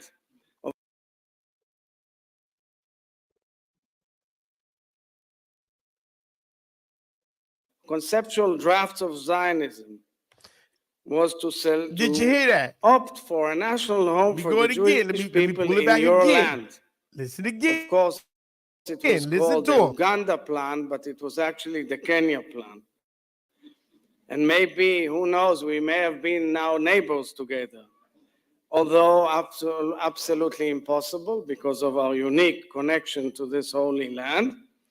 But still, it clearly highlights the many points of contact and similarity between our peoples. In other words, Mr. President and First Lady, we are more than partners. We are clearly mishpacha, family. So, with your remarkable nation and our incredible nation, we can do so much together, and together your visit makes it viable. What is he saying? That ain't the land of the promise. That's Zionism over there. Zionism. Zionism. Let me let you hear it again. Zionism. Unique connection to this holy land, but still, it clearly highlights the many points of contact and similarity between our peoples. In other words, Mr. President, and conceptual drafts of Zionism was to opt for a national home for the Jewish people in your land. Of course, it was called the Uganda plan, but it was actually the Kenya plan. And maybe, who knows, we may have been now neighbors to drafts of Zionism was to conceptual drafts of Zionism was to opt for a national home for the Jewish people in your land. Of course, it was called the Uganda plan, but it conceptual drafts of Zionism was to opt for a national home for the Jewish people in your land. Of course, it was called the Uganda plan, but it was now. That family, they were supposed to be in Africa, Zionism, but somehow it didn't work. Why did it work, family? What happened?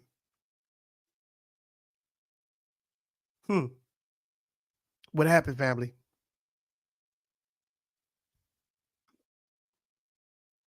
Here's the last video. Let me pull it up. I got one more video after this. Got one more video after this.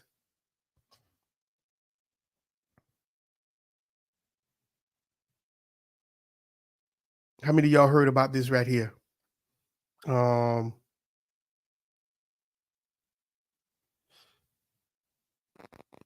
on.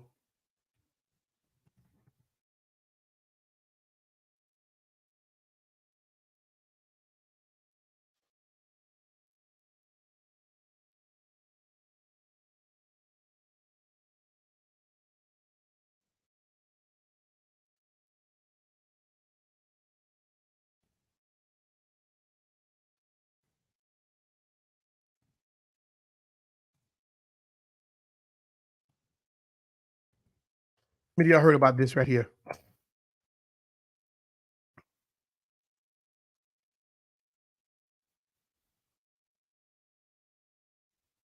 How many of y'all heard about this? Let me share my video. Let me share my video.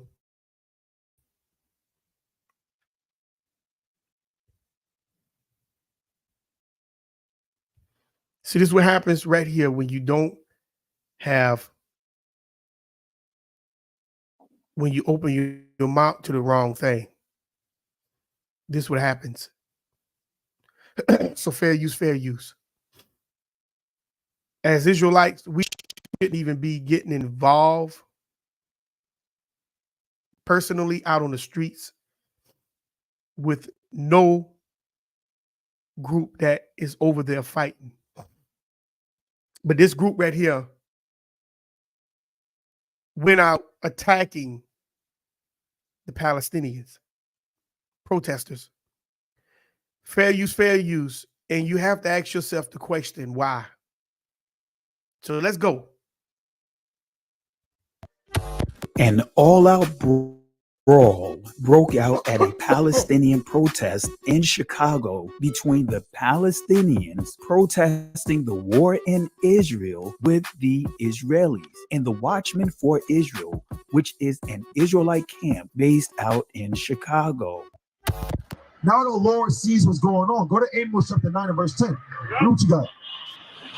To deliver them up to Edom, but I will send a fire on the wall of Gaza. The Lord is sending fire on the wall of Gaza right now. Fire is coming down upon them, man. You know? We shall devour the palaces thereof. We shall do what? We shall devour the palaces thereof. And I will cut off the inhabitant from Ashdod. The Most High is going to cut off the Palestinians. In the Bible. The Most High is cutting off Gaza in the Bible. But everybody wants to say, I'm praying for the Palestinians, pray for the Ukrainians, pray for these Israelis. We're not praying for none of y'all, man. Pray for the black man. I mean, they're waving these flags, they're praying to a false God, man. But I pray they keep getting destroyed over in that Middle East, man. But I pray they keep getting destroyed over in that Middle East, man. But I pray they keep getting destroyed over in that Middle East, man. Hey, don't worry about them. They're not going to do anything. Allah's not protecting them. Right. They want to fight us, but they don't want to pick up a gun. They want to fight us, but they don't want to pick up a gun. They want to fight us, but they don't want to pick up a gun. Right. They want to fight us, but they don't want to pick up a gun. Right. Don't fight down your forces. Don't fight down your forces. Yeah, don't fight down your forces. My question is this: why are you guys out there? Why are you guys getting in the middle of a protest that has nothing to do with you? A protest that does not involve you. Why would you go to another group's protest and say you are praying for their destruction and attempting to use scriptures to justify your actions? Why would you say that you are praying for their destruction in the Middle East at their own protest? Why would you challenge them with comments like they want to fight us, but they don't want to pick up a gun? Have you ever been to the Middle East or Northeast Africa? Have you ever been around a people who are truly fighting for more than just a religious war and are truly willing to lay down their lives fighting for what they truly believe? And here's the kicker: free from the protection of local law enforcement. I get it. I agree. All these nations have benefited from the enslavement of our people. But there is a time and there is a place for everything we do. You can be corrupt. This country, we all are afforded the freedom of speech and the right to protest. However, 1 Corinthians chapter 10, verse 23 says this: all things are lawful, in other words, permissible for me, but all things are not expedient, in other words, beneficial. All things are lawful for me, but all things edify not. This could have ended a lot worse. Please be respectful with your comments. Also,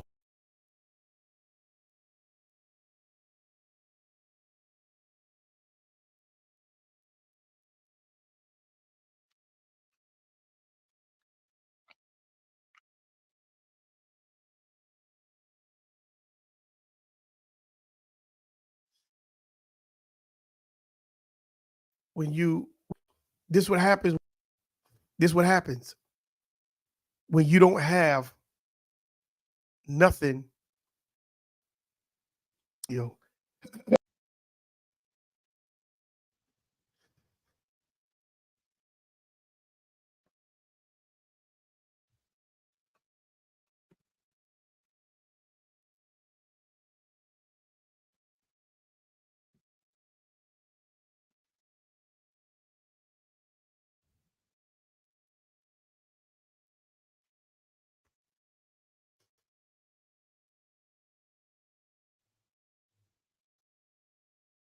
It's fair use, fair use.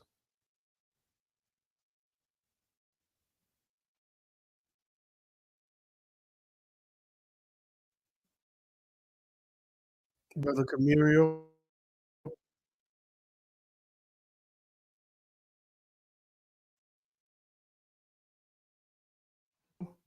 Like I've been saying, I share, go to Brother Page and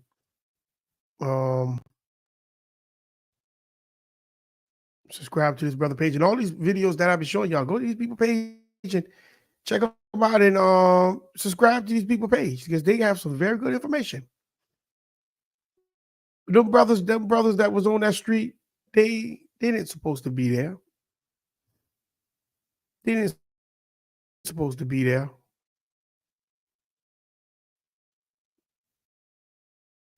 They didn't supposed to be there.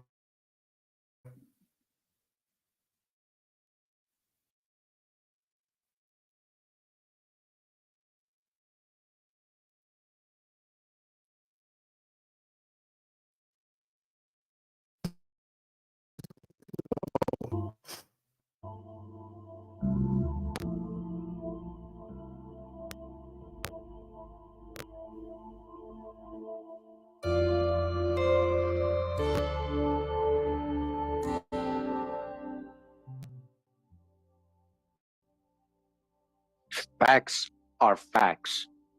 The truth about the Khazars, the I'm not gonna watch the whole video. so-called Jews, distinguishing between the Jew and Hebrew who are Israelites. By Benjamin H. Friedman, a Jewish man writes about the Jews. This is the cover of this book, the original. All right, so again, this is written by Benjamin Friedman, right? And this particular book is more like a letter or a statement he wanted to give to Dr. David Goldstein, LLD. All right. Before we continue in that book, though, because he's going to reference this encyclopedia right here. So I wanted to read this first to you guys. We can have a background of what he's talking about. And this is actually the Jewish Encyclopedia from 1902. This is volume 6, right? And it starts with Chazars and ends with Dreyfus case. So these are all the people, all the so-called scholars and specialists that helped create this encyclopedia. And this is the editorial board. Okay, as you guys can see, all these people contribute to the encyclopedia. This ain't pseudo. These are people that know what they're talking about. We're going to go right to the first definition of this book, which again is Chazars. All right, the Jewish Encyclopedia again. All right, so what do we have here? First, Chazars. Let me zoom in. It's here the Chazars. The Chazars, huh? Who's the Chazars? A people of Turkish origin whose life and history are interwoven with the very beginnings of the history of the Jews of Russia. So who's the Jews of Russia? They're the Chazars, huh? The Chazars, the Caesars, Chazars, or Khazars. The kingdom of the Chazars was firmly established in most of South Russia long before the foundation of the Russian monarchy by the Varangians in 855.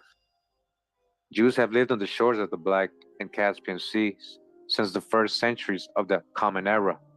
Historical evidence points to the region of the Ural as the home of the Chazars. Among the classical writers of the Middle Ages, they were known as the Chozars, Khazirs, or Akatsirs, and Akatirs, and in the Russian chronicles as Kawalises and Ugri Bielyo. The Armenian writers of the 5th and following centuries furnish ample information concerning these people. Moses of Chorin refers to the invasion by the Khazars of Armenia and Iberia at the beginning of the 3rd century. The Chagan was the king of the north, the ruler of the Khazirs, and the queen was the Shahs in 198. Though at first repulsed, they subsequently became important factors in Armenian history for a period of 800 years. Driven onward by the nomadic tribes of the steppes and by their own desire for plunder and revenge, they made frequent invasions into Armenia. The latter country was made the battleground in the long struggle between the Romans and the Persians. This struggle, which finally resulted in the loss by Armenia of her independence, paved the way for the political importance of the Chazars. The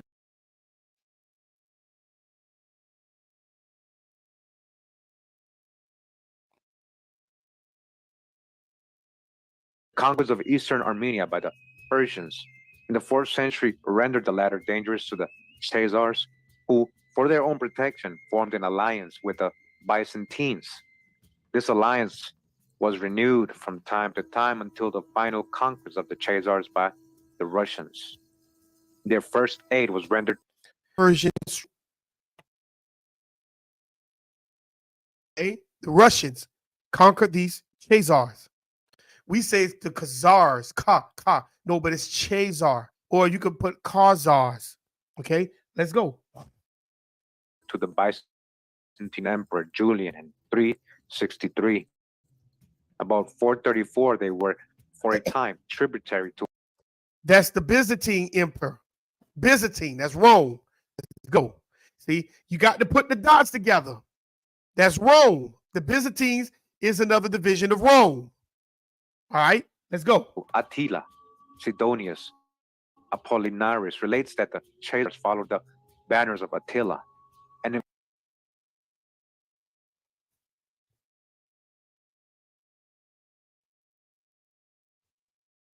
452 fought on the Catalonian fields in company with the Black Huns and Alans. All right, again, the Black Huns. They was black so-called Huns. Yeah. So you're dealing with the Swathi people right there. Okay, these people were dealing with the Swathis people and the Alans. Let's go. In the book Ancient and Modern Britons, in my Swarthi Europe videos, right? Yeah, the Black Huns. The Persian king Kobak, 488 to 531, undertook the construction of a line of forts through the pass between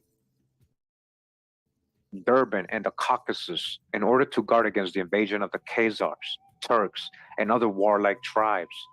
His son Khosrow Anushirvan built the wall of Derbent, repeatedly mentioned by the Oriental geographers and historians as Bab al-Abwab. In the second half of the 6th century, the Chazars moved westward. They established themselves in the territory bounded by the Sea of Azov, the Don and Lower Volga, the Caspian Sea, and the Northern Caucasus. The Caucasian Goths, Tetrasites, were subjugated by the Chazars, probably about the 7th century. Early in that century, the kingdom of the Chazars had become powerful enough to enable the Chagan to send to the Byzantine Emperor Heraclius an army of 40,000 men, by whose aid he conquered the Persians in 626-627. The Chazars had already occupied the northeastern part of the Black Sea region. According to the historian Moses Kalonkatashi, the Chazars, under their leader Jebu Chagan, called Sibol Chagan by the Greek writers, penetrated into Persian territory as early as the second campaign of Heraclius, on which they devastated Albania.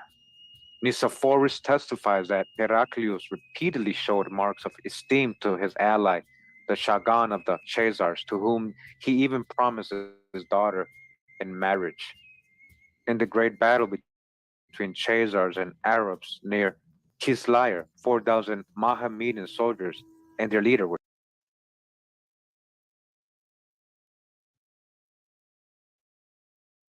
they're fighting the area, so you can see the areas where they were. Okay, they're fighting all up by the Black Sea where Russia is, like Poland and all that is. That's where them folks at. That's why you see a bunch of Jewish people up around in those regions. Let's go. Or Sabirs freed themselves from the rule of the Obrians, settled between the Don and the Caucasus, and came under the dominion of the Chazars. For this reason, the Ugrians, who had hitherto been called the White or Independent Ugrians, are described in chronicles ascribed to Nestor as the Black or Dependent Ugrians. See, so white is the opposite of black. White or pale is black. That's why you don't call yourself black. They are the black people. They are the pale people. Let's go. They were no longer governed by their own princes, but were ruled by the kings of the Chazars. In 735, when the Arab leader Mervin moved from Georgia against the Chazars, he attacked the Ungrians also. And so Georgia, that country over there, that's up there by Russia, those were being ran by the Muslims or the Arabs, or what we call the Moors, Albanians. Let's keep going. See, that's who some of these one West people talking about Israel was all over the place. No, those were the Albanians over there, the Muslims. Let's go. In 679, the Chazars subjugated the Bulgars and extended their sway farther west between the Don and the Dnieper. All right, the Don, remember, this is about the Danites. That comes from the Danites. They were there originally. That's why that area is called the Don and the Dnieper. Okay? So they were settled there as well. And as far as the headwaters of the Donets, Don, Dan, in the province of Lebedia. It was probably about that time that the Shagan of the Chazars and his grandees, together with a large number of his heathen people, listen to this is the Jewish encyclopedia, heathen people, the 10th chapter, they are the owls of the Gentiles. They're telling you that. They never hid who they were. Let's go. Embrace the Jewish religion, embrace Judaism. It was probably about that time that the Shagan of the Chazars and his grandees, together with a large number of his heathen people, listen to this is the Jewish encyclopedia, heathen people, they're spilling the beans on themselves. Heathen people embrace the Jewish religion. So they telling you they embrace Judaism. Now, if you go into the New Testament, it talks about Judaism. Let's go. According to a Harkavy, the conversion took place in 620, according to others in 740. King Joseph, in his letter to Hasdai ibn Sharprut, about 960, gives the following account of the conversion. All right, King Joseph, huh? So, yeah, they're talking about these Chazars or Khazars. We're going to go over who the Khazars are real quick again. So real quick, just to remind everybody, this is a video I did about 5 months ago. It's called Gomer's Babies. Ashkenaz, the grandson of Japhet, conversion to Judaism. This is what we're talking about right now, what we're reading in the Jewish encyclopedia by the Khazars or Chazars, Sumerians, and Khazars. All right, make sure to check this video out to get a full breakdown of who the so-called Khazars are.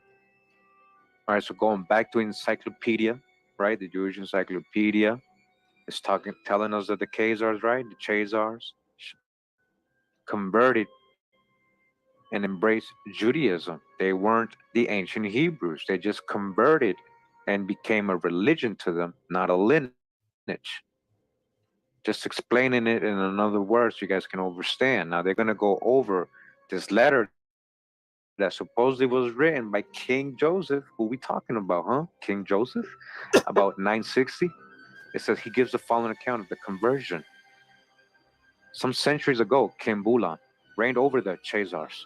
To him, God appeared in a dream and promised him might and glory. Encouraged by this dream, Bulan went by the road of Darien to the country of Ardebil, where he gained great victories over the Arabs. The Byzantine emperor and the caliph of the Ishmaelites, Ishmaelites sent to him envoys with presents and sages to convert him to their respective religions. All right, you guys hear what's going on? So at supposedly all the idolatry and stuff that was going on in his country. We're going to read and just embrace, I don't think just for religious purposes or beliefs, but for having strategic connections with certain empires. He wanted to either convert his people and himself to Islam and be Muslims, or Catholics, Christians, or Judaism. So as we just read, we had the Ishmaelites, right? The sons of Ishmael sent him gifts and stuff to try to make him go into their faith so they can be allied with him, so his people can embrace the Muslim faith. Bulan invited also wise men of Israel and proceeded to examine them all. As each of the champions believed his religion to be the best, Bulan separately questioned the Mohammedans and the Christians as to which of the other two religions they considered the better. When both gave preference to that of the Jews, that king perceived that it must be the true religion. He therefore adopted it. The real account is in their biblioteca, all right? The Khazar's conversion. Before we continue, I want to show you guys this map, because that other author from that other book is going to mention the little.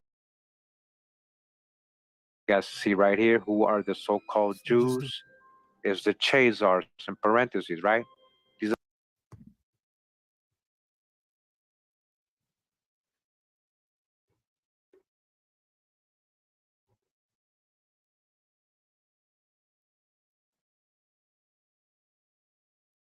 you guys see right here, who are the so-called Jews? Is the Khazars in parentheses, right? These are the so-called Jews. They're the Khazars or Khazars. We just heard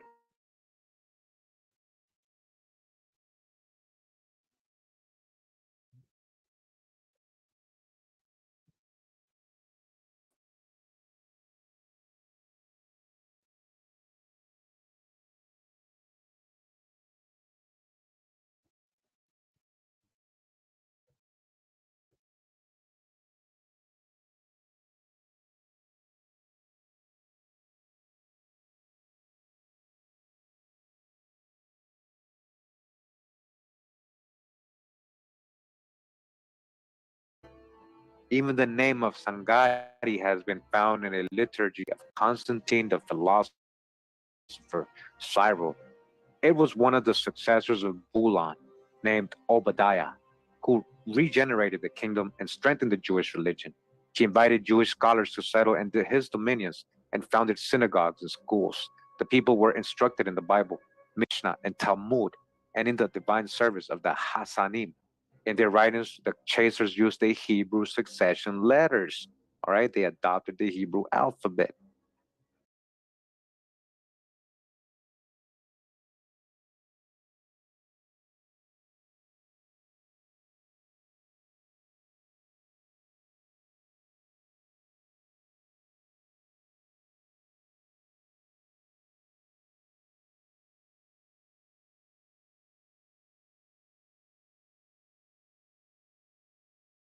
Fact that they converted. You guys listening? Okay? They converted. Even the name of Sangari has been found in a liturgy of Constantine the philosopher, Cyril. It was one of the successors of Bulan, named Obadiah, who regenerated the kingdom and strengthened the Jewish religion.